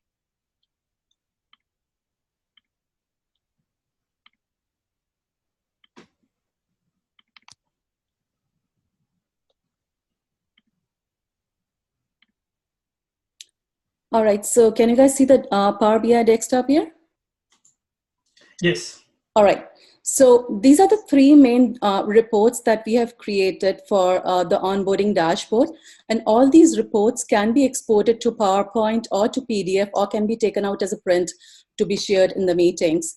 These reports can again be like refreshed by a single manual click from here. Or it can also be automated by scheduling a refresh by the frequency that as you want to set, whether it's daily, weekly, weekly, or monthly. All these reports are the data. The dashboard is directly connected to the Amazon's Aurora database, which ensures 100% accuracy of the data in reports and real-time updates. As you can see, the first report I'll walk you through is the training report. This report is dedicated to the training module, where you can see different metrics on how many actual number of participants were there by departments, how many trainings have been completed, and then there's a hospital slicer right here on the right, where you can see if you want to see a specific, if you want to see metrics for a specific hospital, you can just select and unselect from here. And then comes the actual number of participants by training, whether it's an external training, internal training, and then the staff training hours by month. This is, here you can see ask a question about your data. This is actually a natural language Q&A. With this, with this tool, you can actually ask a question to the system, and the system is going to respond to you with the answer, configurable, with a configurable match with the visual needs. So say if somebody, like say a manager or an HR who doesn't have much time to explore the dashboard, he can just put in the question here in a natural like English language, and it's going to pop up, generate a report dynamically. So I'll say, show me the training completed by departments or by hospitals first. Okay, so when I say show me the training completed by hospital, it's going to give me the list of hospitals and then how many trainings have been completed. We can take another example saying, show me the number of participants by department. And it's going to show you how many actual number of participants have been, are taking training in different departments. So this basically generates a specific reports, and this all action is taken dynamically. Moving on to our manager's view. So when talking about an employee, we have, we can select these tiles and put it in a dashboard. So a dashboard can be used multiple times. Multiple reports can be created using the same tiles placed over here. So this is actually a manager's view. So a manager can not only see or track his own progress as to what all trainings have been assigned to him, or how many have been completed, or how much time did he take to complete those trainings.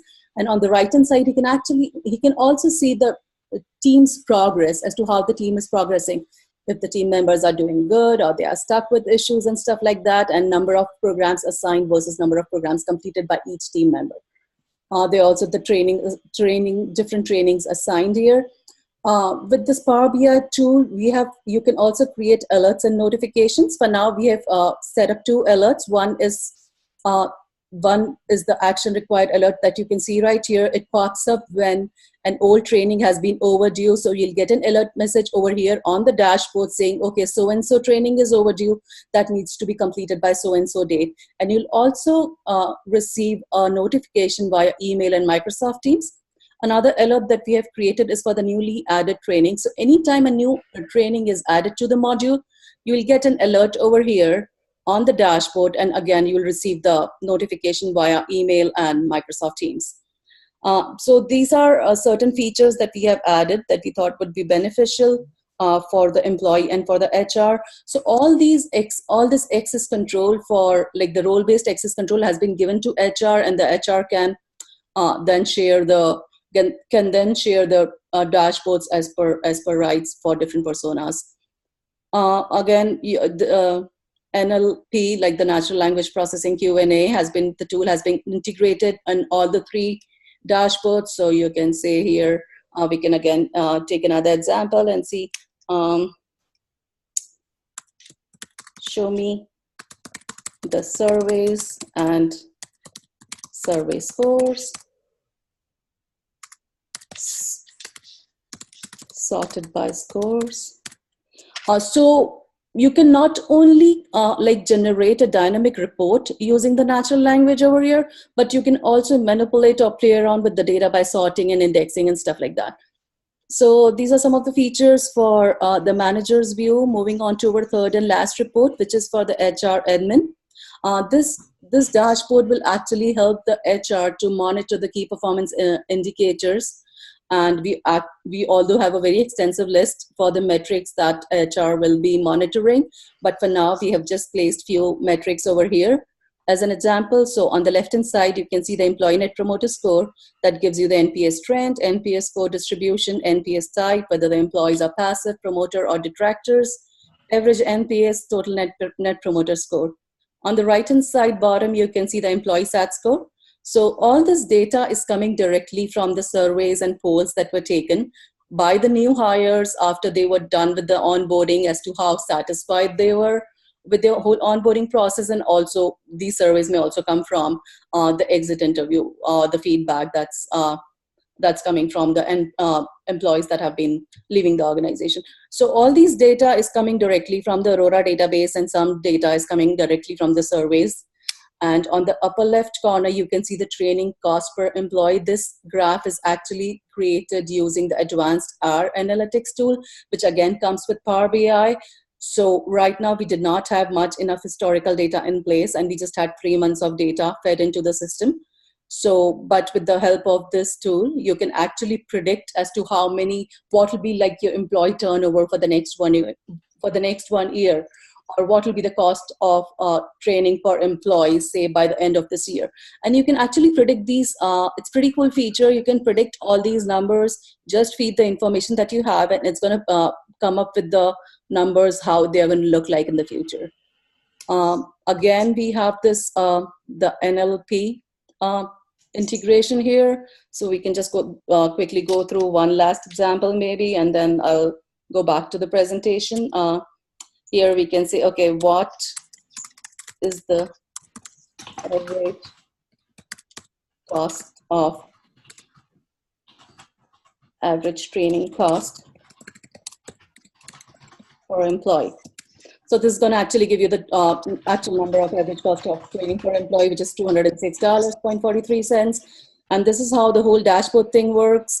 We have all these screenshots being put up in the presentation. I'll go back to the presentation slide and hand it over to Raymond, who will be talking about the system architecture and the implementation plan. Thank you, Menka. That was very good. Yes. So now we will discuss the infrastructure required to make the new application data informed and this cool dashboard that you guys just saw from Menka. As you can see on the blue box on the left, this part of the diagram shows the current environment. This environment is composed of the main data center that is located in the Boston, Massachusetts, as you can see by the white arrow. This system hosts the legacy applications that you can see below on the blue icons. And this is connected to the hospital networks, which access the main data center via VPN connection. Now, the environment to host the new applications that are informed in the dashboard will be hosted on the AWS cloud. The current environment connects to the new AWS cloud via an encrypted VPN connection. The AWS cloud, as you guys can see, is on the orange box on the top right corner. Now, the new environment is just an addition to the current data center. The new servers will not replace the current infrastructure. It's just going to work together to make sure we provide the new tools. So how will this look for a user?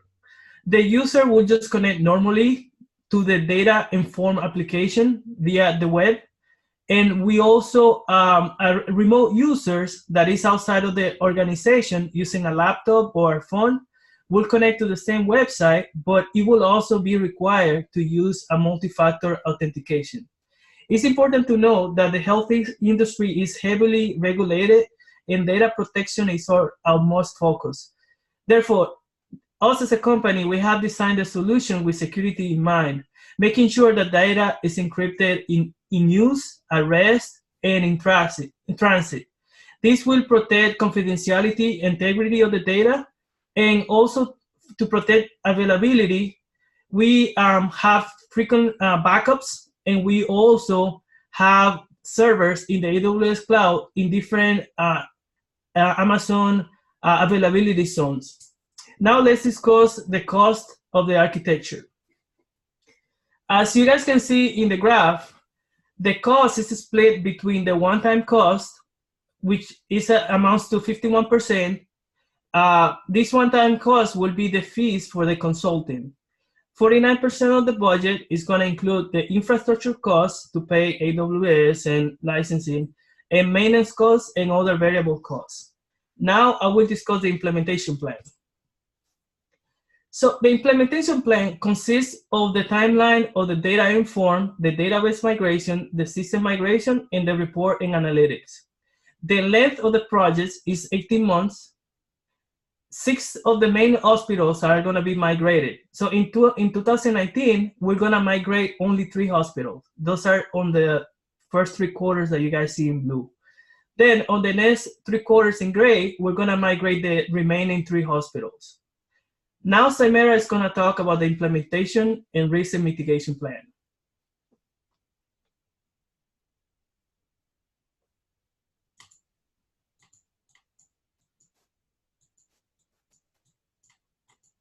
Hi, Samira, are you muted? Samira, you're mute. Oh, I'm sorry, I was on mute. I will be talking about the core risks that have been identified in the project. By no means these are all of the universal risks, but just a subset of risks that have been identified. The first one being performance degradation is realized once we move to the AWS cloud. New Horizons will work with AWS to find the root cause of degradation, and we will put together a remediation plan to fix the performance within 24 hours of the observed behavior. The second identified risk is AWS does not meet the SLAs as determined in the contract for high availability applications. In this case, a new vendor will be provided within 6 weeks of confirmed risk, and we will revert back the applications to their original state. The third risk being that New Horizon is unable to successfully transform the paper forms into digitized forms. In the event that that happens, we're going to introduce an early proof of concept and find an alternate solution to the data and forms technology that Brett spoke to. The fourth risk being failure to integrate the new onboarding portal technology with Colonial Healthcare's existing infrastructure. We try to mitigate that risk by establishing an early proof of concept during the integration phases of the project to assess project continuity. The fifth risk is Novak Consulting, our vendor, is unable to provide the revised schedule training as planned. In the event that happens, we are going to request a revised comprehensive training documentation to be provided for the core set of applications to reduce the risk. One of the most common risks being that the business SMEs are unavailable to support the project implementation. We're going to establish clear priorities, clear project priorities with the teams and ensure that this is their number one project. Now I'll turn it over to Miriam to talk about success metrics. Thanks, Samara. By FY22, New Horizons expects to see the following measures of success to confirm that this onboarding system has allowed CHCS to achieve its goals. The first is a 10% reduction in annual employee turnover. On average, CHCS currently has about 4,700 employee departures annually, out of about 20,000 total employees. By FY22, we anticipate this will drop to about 4,200 annual employee departures. The next is an 85% reduction in paper-based onboarding documents. CHCS employees fill out an average of 85,000 paper forms each year. By FY22, we anticipate this will be under 13,000 paper forms completed annually. We expect to see a 50% reduction in onboarding costs. Currently, CHCS spends nearly $1.8 million annually in onboarding costs, which is about the industry average for paper-based onboarding at roughly $400 per employee. By FY22, we anticipate this will drop to under $900,000 annually. And finally, we anticipate a 25% reduction in unauthorized data disclosures. Each year, CHCS currently has, on average, 3 instances of unauthorized data disclosures that result in a breach notification. By FY22, we anticipate this will drop to 2 instances or fewer. Thank you all for your time and attention. At this point, I'd like to open the floor to any questions you might have. Okay, thanks, folks. Any questions for this team?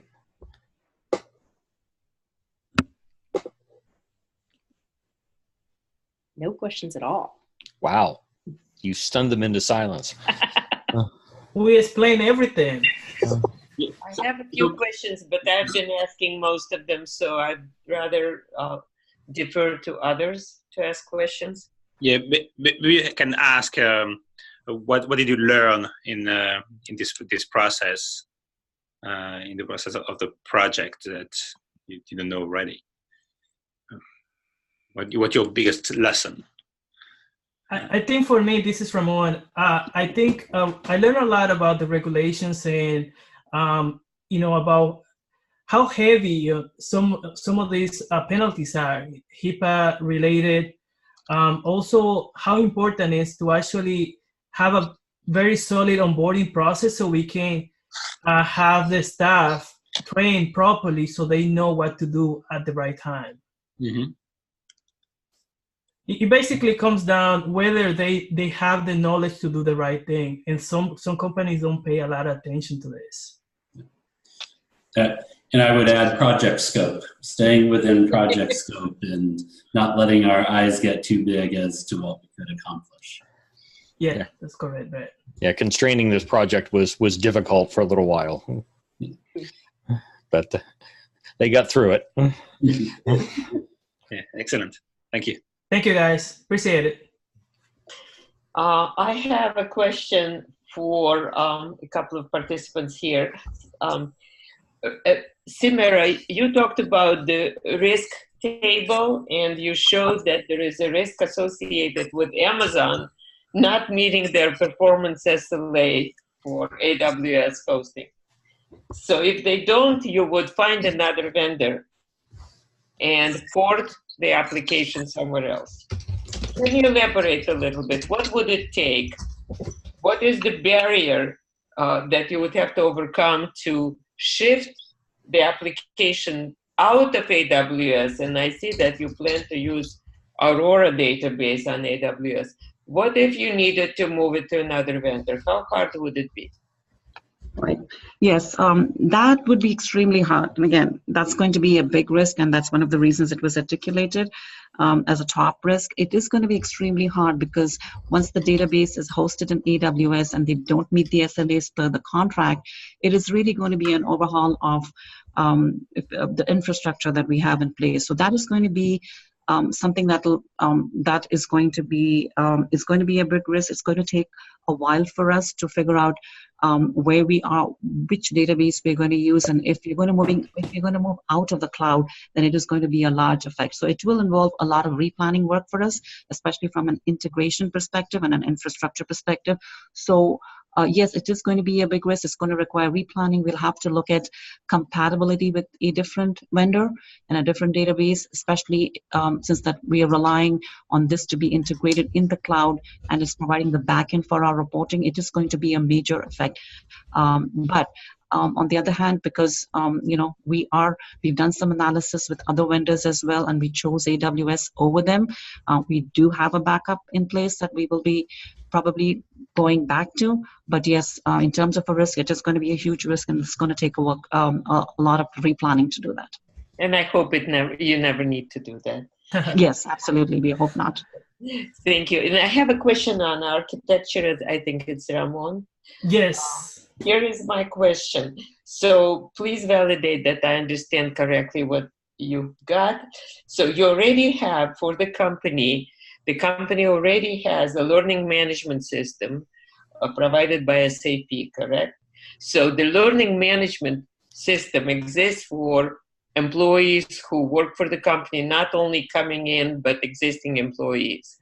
So you will only change the way you select the menu of the courses for the onboarding employees, not necessarily for all employees, but you plan to use the same system.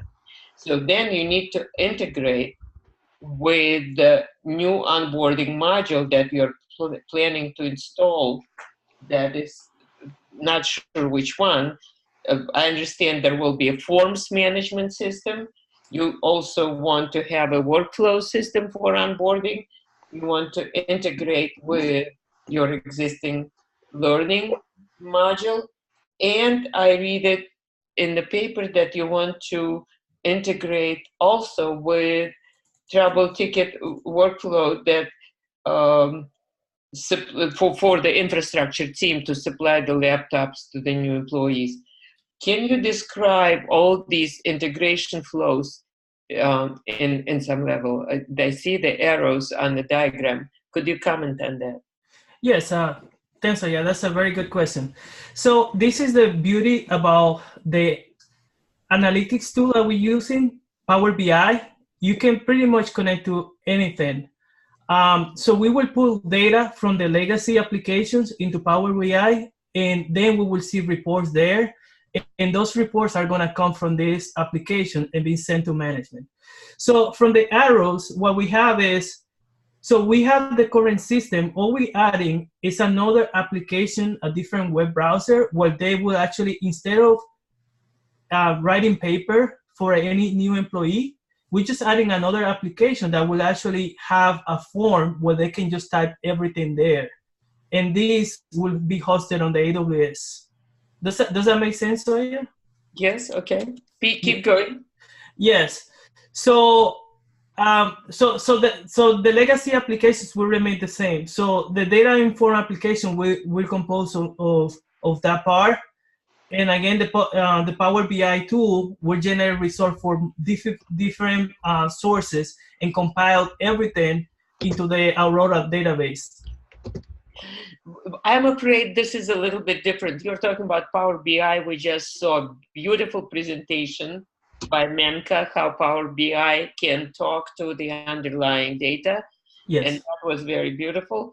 Now, what I'm asking is, where will be the workflow for onboarding and how it will integrate? Because once you have a new employee as a data object, where will this employee, you probably already have an HR system. I'm just feeding you part of the answer. But I see.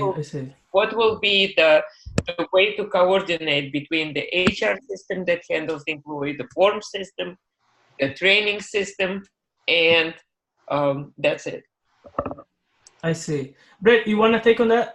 Yeah, no, we, so Data Inform will build connectors to the systems that you were talking about. So for most of the data, it'll be flowing once the onboarding documents and forms are completed by a new employee. Most of that data will be being pushed to the HR-based systems.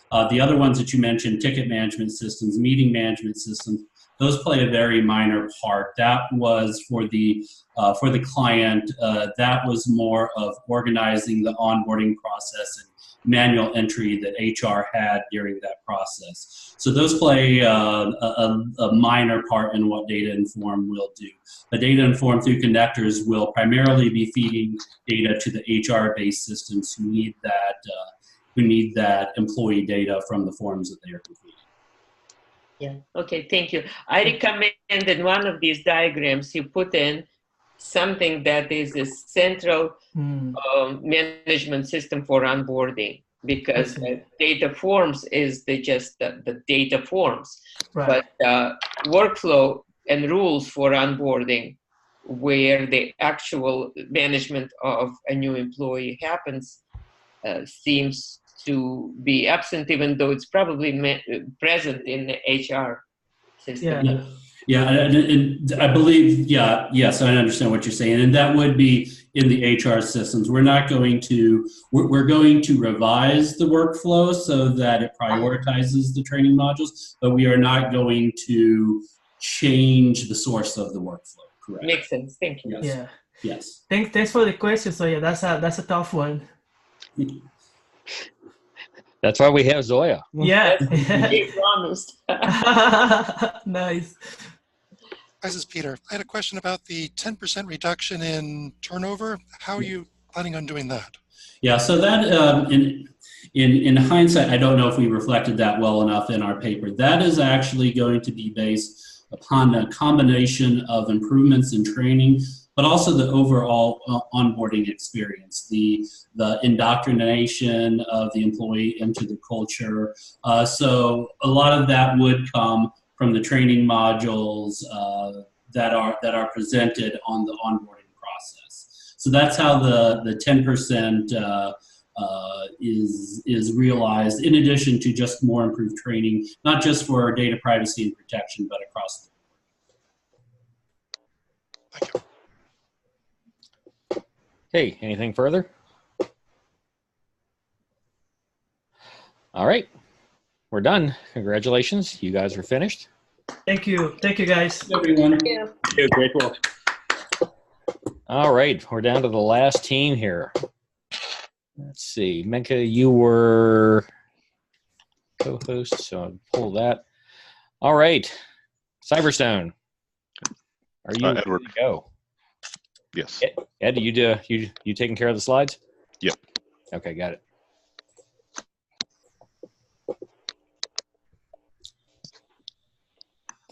All right, you are all set and ready to roll.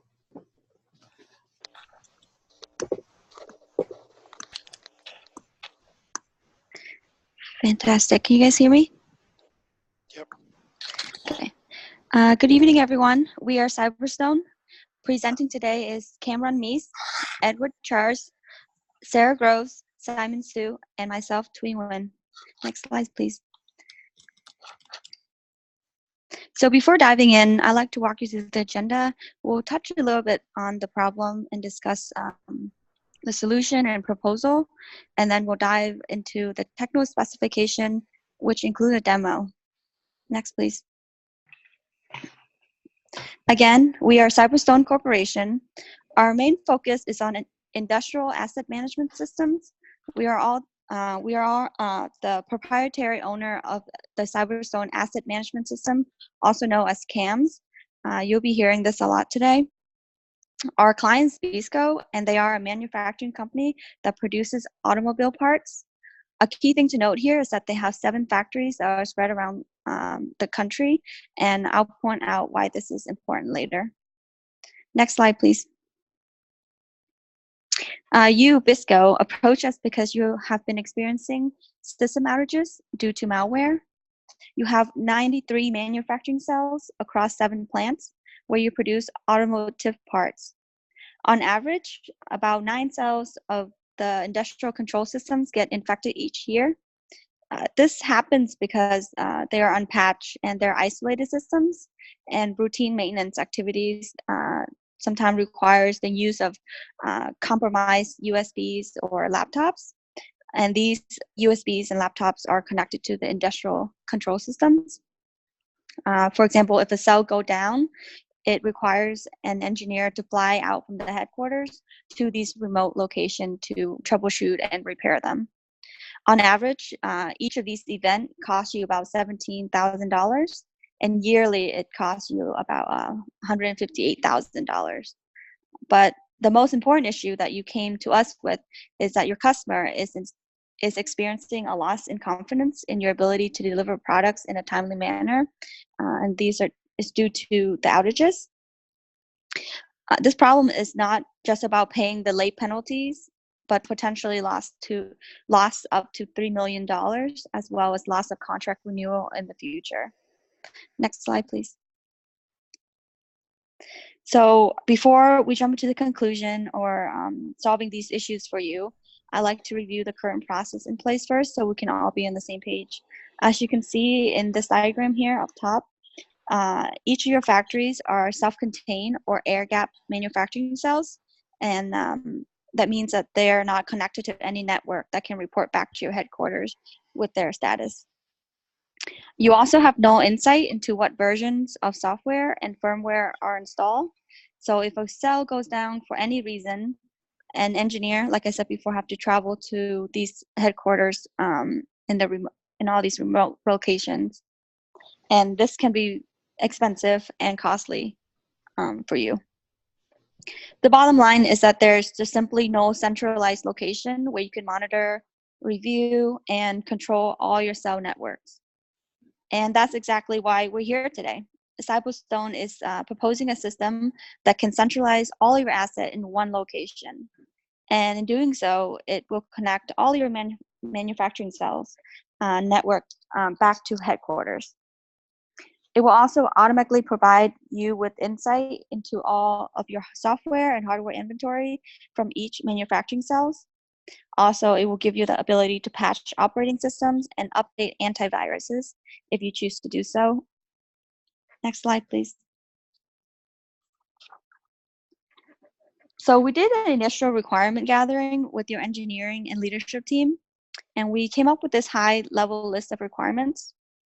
Overall, your team emphasized on a centralized asset management system, as well as scalability in case new cells or new factories are added or removed. Your team also wanted a system that can give them customs reportings and notifications, especially a type of alert that for times when certain predefined thresholds or conditions are met. You also wanted an easy and quick installation with the existing infrastructure. The system also needed to support industry standard for communication methods with manufacturing devices. but also it also needs to be also needs to support common methods of network connectivity as well. And lastly, you wanted strong end-to-end security to all the devices and information on the network. Next slide, please. Thank you, Tree. So as Tree said, on average, you see about $158,000 in losses due to lost production. With our solution, we've modeled it, and we believe we can reduce that down to about $8,000 per year. With that and the cost of our solution, you will see a positive return on investment in about year 3, and as we just stated, about $150,000 in reduction in risk each year. Next slide, please. So what is the Cyberstone Asset Management System? It's comprised of 2 components, the Asset Management Server and the Remote Asset Management Sensor, or RAMs as we call it.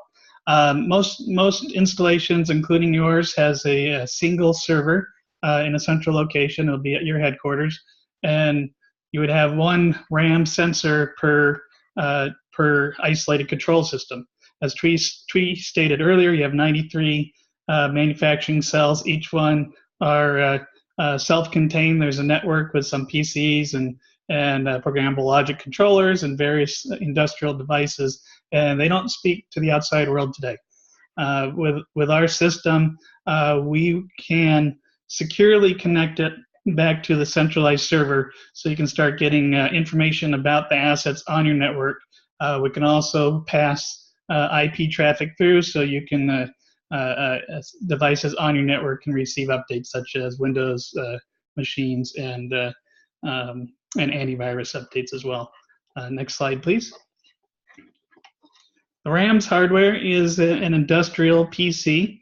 It is rugged and made for industrial environments that are both dirty, hot, and generally not great for systems with fans. It is fanless. It can support extended temperature ranges, and it's vibration resistant. You can also mount it in several ways. You can mount it on an industry standard DIN rail in one of your cabinets. You can put it right on the wall, or you can put it on a shelf. But those options are all available to you for powering, or excuse me, for mounting the device. Next slide, please. So the RAM software is based on Ubuntu 18.4 long-term support, so we have good support for it, and we do have updates periodically. On top of that is Cyberstone software framework.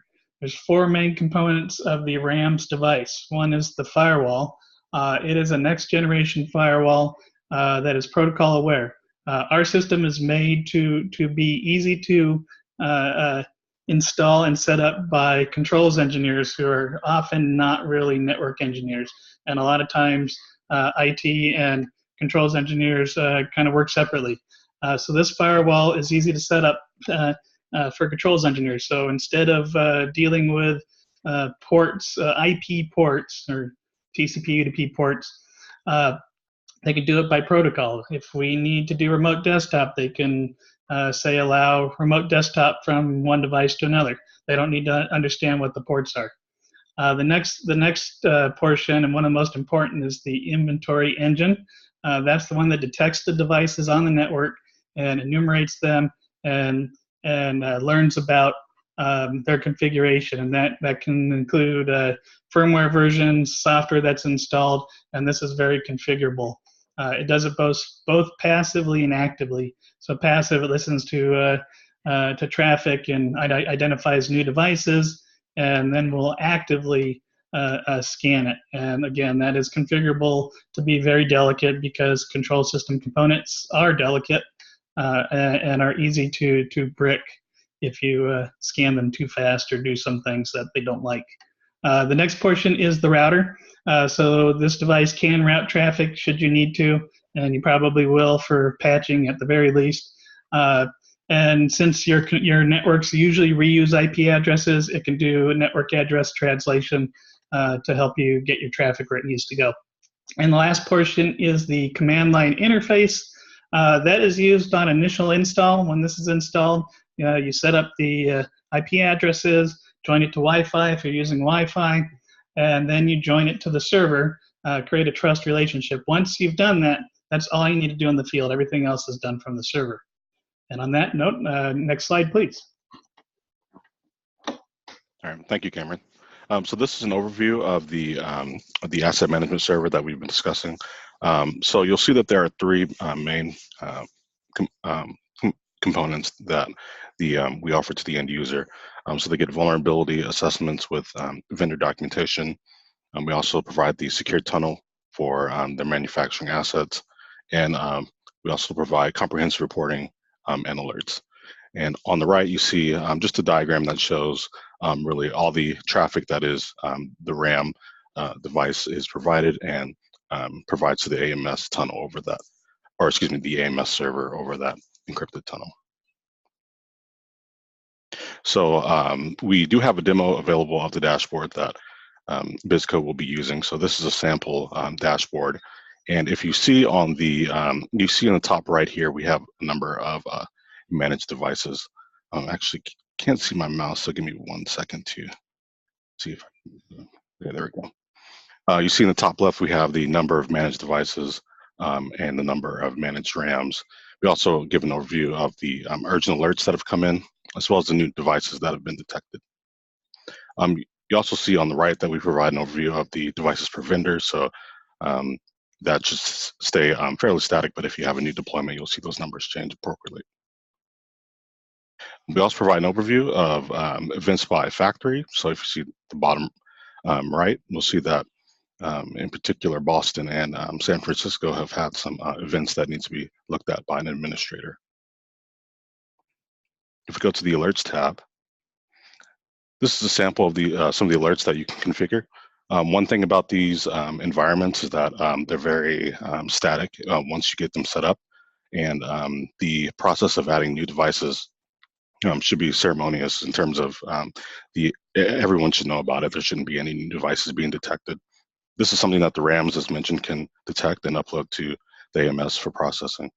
So here's one example. The AMS knows that the device or the network in particular has a given set of devices and new devices connected to it. We alert for this this condition, and we provide the location, and we say that a ticket has not been assigned. So this particular ticket hasn't been looked at yet. Next, in the firewall configuration page, as mentioned, we allow certain types of traffic to go through. It is highly configurable, but also easy to use as well.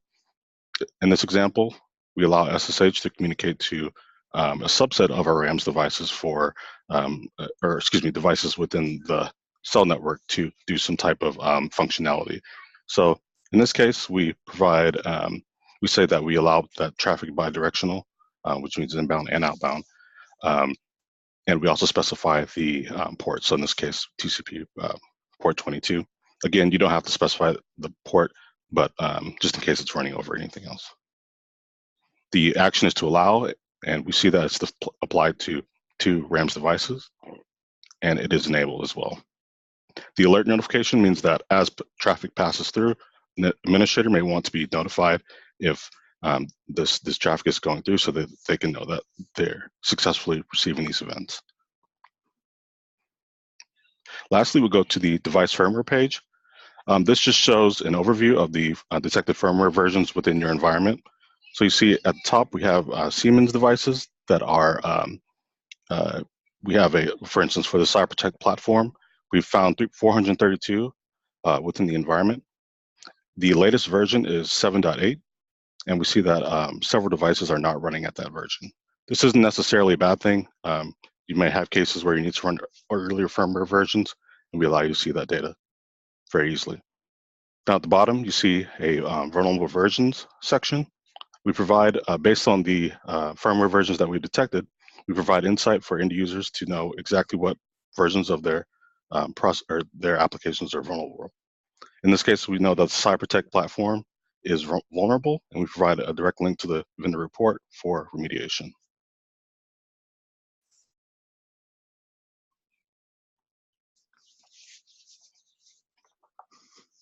Okay, so in terms of integration, the CAMS will use BizCo's existing infrastructure to connect manufacturing cells to the asset management server.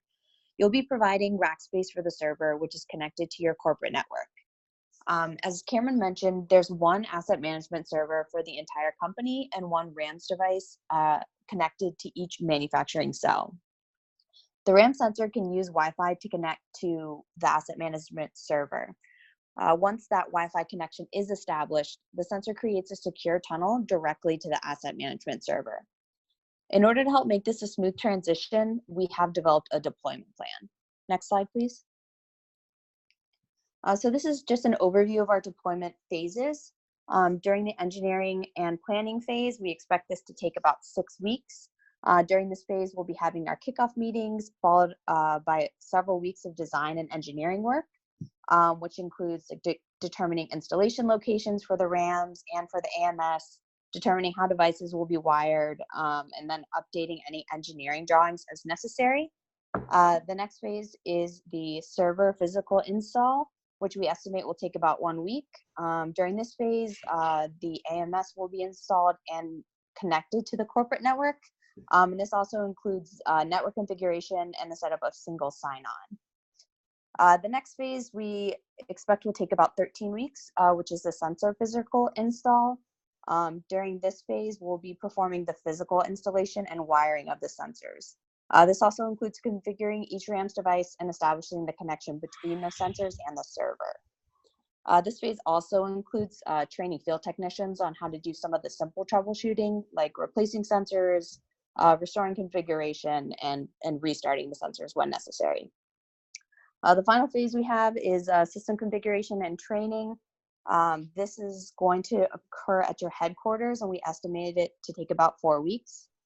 This includes like any additional special like branch configuration, the server configuration, any outstanding training that's needed, and project wrap-up meetings. Next slide, please. All right, so for roles and responsibilities, we have 2 sides. On the Cyberstone side, we have project managers, systems engineers. Project manager ensures the project remains on schedule and within the budget. And system engineer will train physical engineers on how to set up and maintain the system. On the physical side, on your side, the project manager is responsible for coordinating internally with all physical stakeholders. They are also responsible for communicating with Cyberstone project managers. Physical controls engineers will configure physical, electrical, and software systems.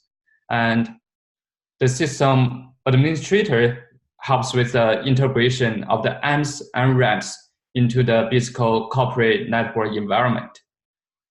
The factory technician will work on troubleshooting and solving different field issues.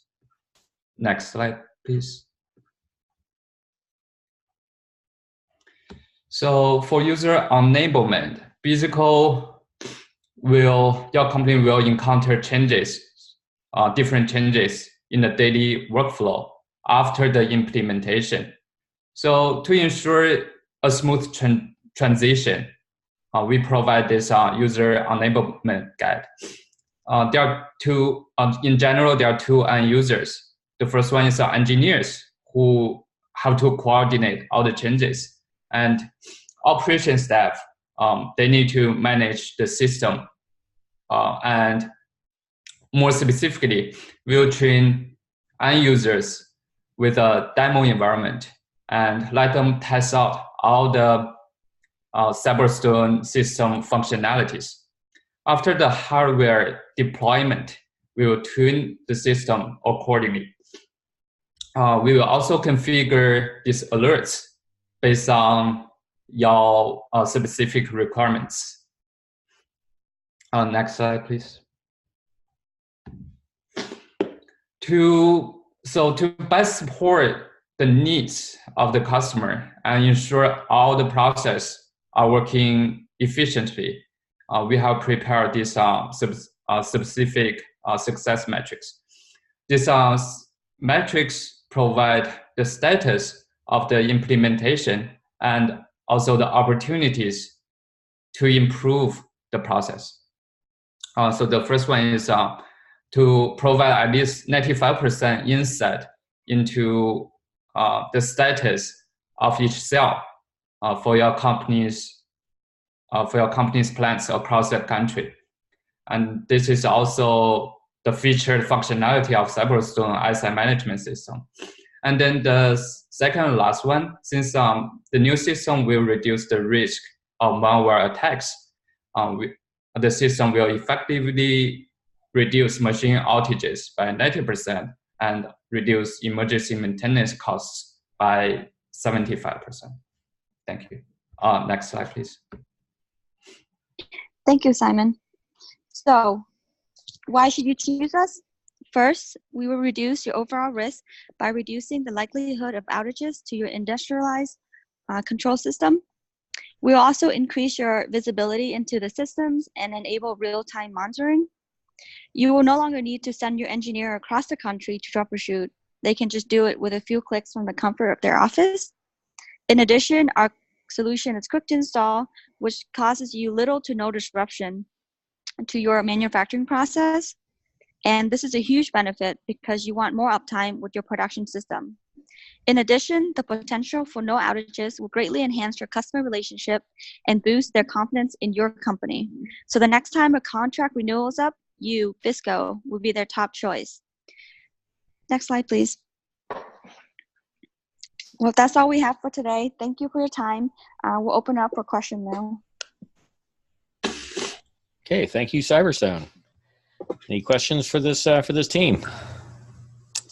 Yeah, so quick question, is anyone on the team familiar to this industry? Where the ID came from? Yeah, so this is Cameron. I am a controls engineer at Disney, so I use I program control systems for the rides, but they are industrial control systems. And this a lot of systems in manufacturing are disconnected and in other places as well, and that used to be a security feature, but we found now that being disconnected doesn't mean you're free of risk. People bring in thumb drives and infected PCs, and they infect systems that they claim are air-gapped. Okay. Interesting. Thanks. Great work. I have a question. So when I hear about these disconnected computers in an industrial manufacturing setting that are air-gapped, and they're not updating their operating system, and they don't have antivirus, then my first thinking is actually good. Particularly if these are manufacturing devices that have a real-time applications, a real-time operating system, they have to respond to an interrupt, within X microseconds, or something like that. Is there any mitigation or plan in place to ensure that the real-time systems are not being disrupted? So that's a really good question. So I would recommend is patch the things that aren't part of the real-time system, and that's the PCs, and those are usually the pivot points. Those are the things that get infected regularly. And also, a lot of these systems are not hard real-time, but even though they're not hard real-time, yeah, you probably really want to think about whether or not you want to patch your programmable logic controller. And unless you have a lot of time to test the functionality and make sure it doesn't change, you probably want to leave that alone and just patch the things around it. Mm-hmm. Right. Yeah, that makes sense. All right. Thank you. I have a question about where the overall value is. I mean, you mentioned a few different aspects. There's certainly the security of downtime. There's the issue. There's also the knowing the assets. The downtime with the security thing seems to be the huge one. Are the other ones of really substantial value or not much? Certainly the value that we modeled was based on reducing the downtimes and not on the asset inventory. But we assume there's extra value in that. I know from my own personal experience, if you don't know what's out there, it's hard for you to understand what your possible risk is. You get you get a new vulnerability for a particular PLC, and you wonder, am I susceptible to that? Do I need to do anything? If you have all that information available to you, you can make better planning decisions. Sure. Thank you. I think one of the other side benefits we talked about for this was also just the eliminating most of the travel cost for engineers having to travel out to these plants to actually address problems when one of these air gap systems went down. So, that kind of tangential benefit or the kind of indirect benefit of all this is also played into the whole kind of scheme for the project.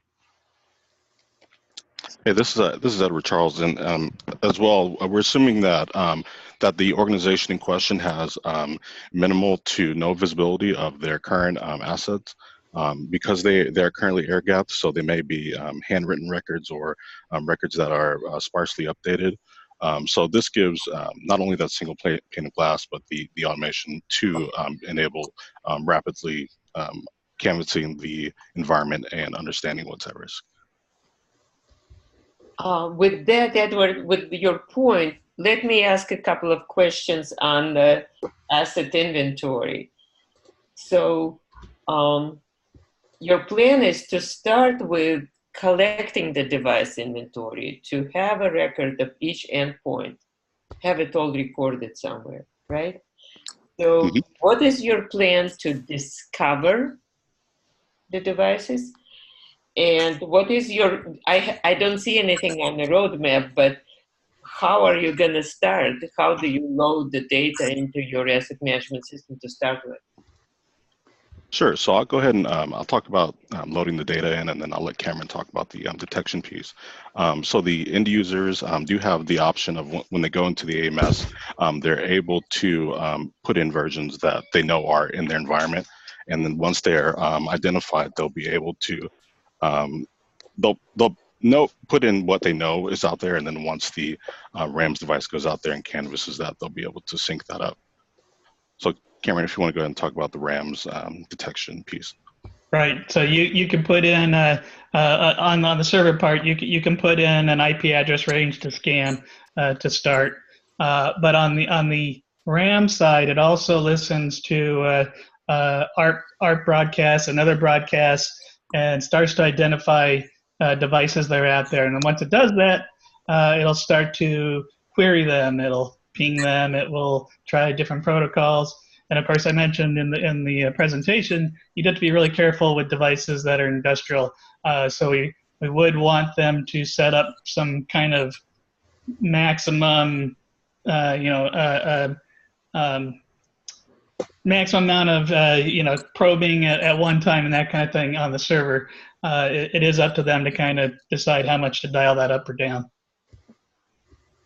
So yes, you will do the pinging of the endpoints for discovery. You will do it at one time for the initial load, plus you will enter the static reference data for configurations, and then you will continue doing your surveillance, so to speak.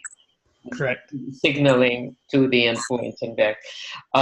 Now, a different question for everyone.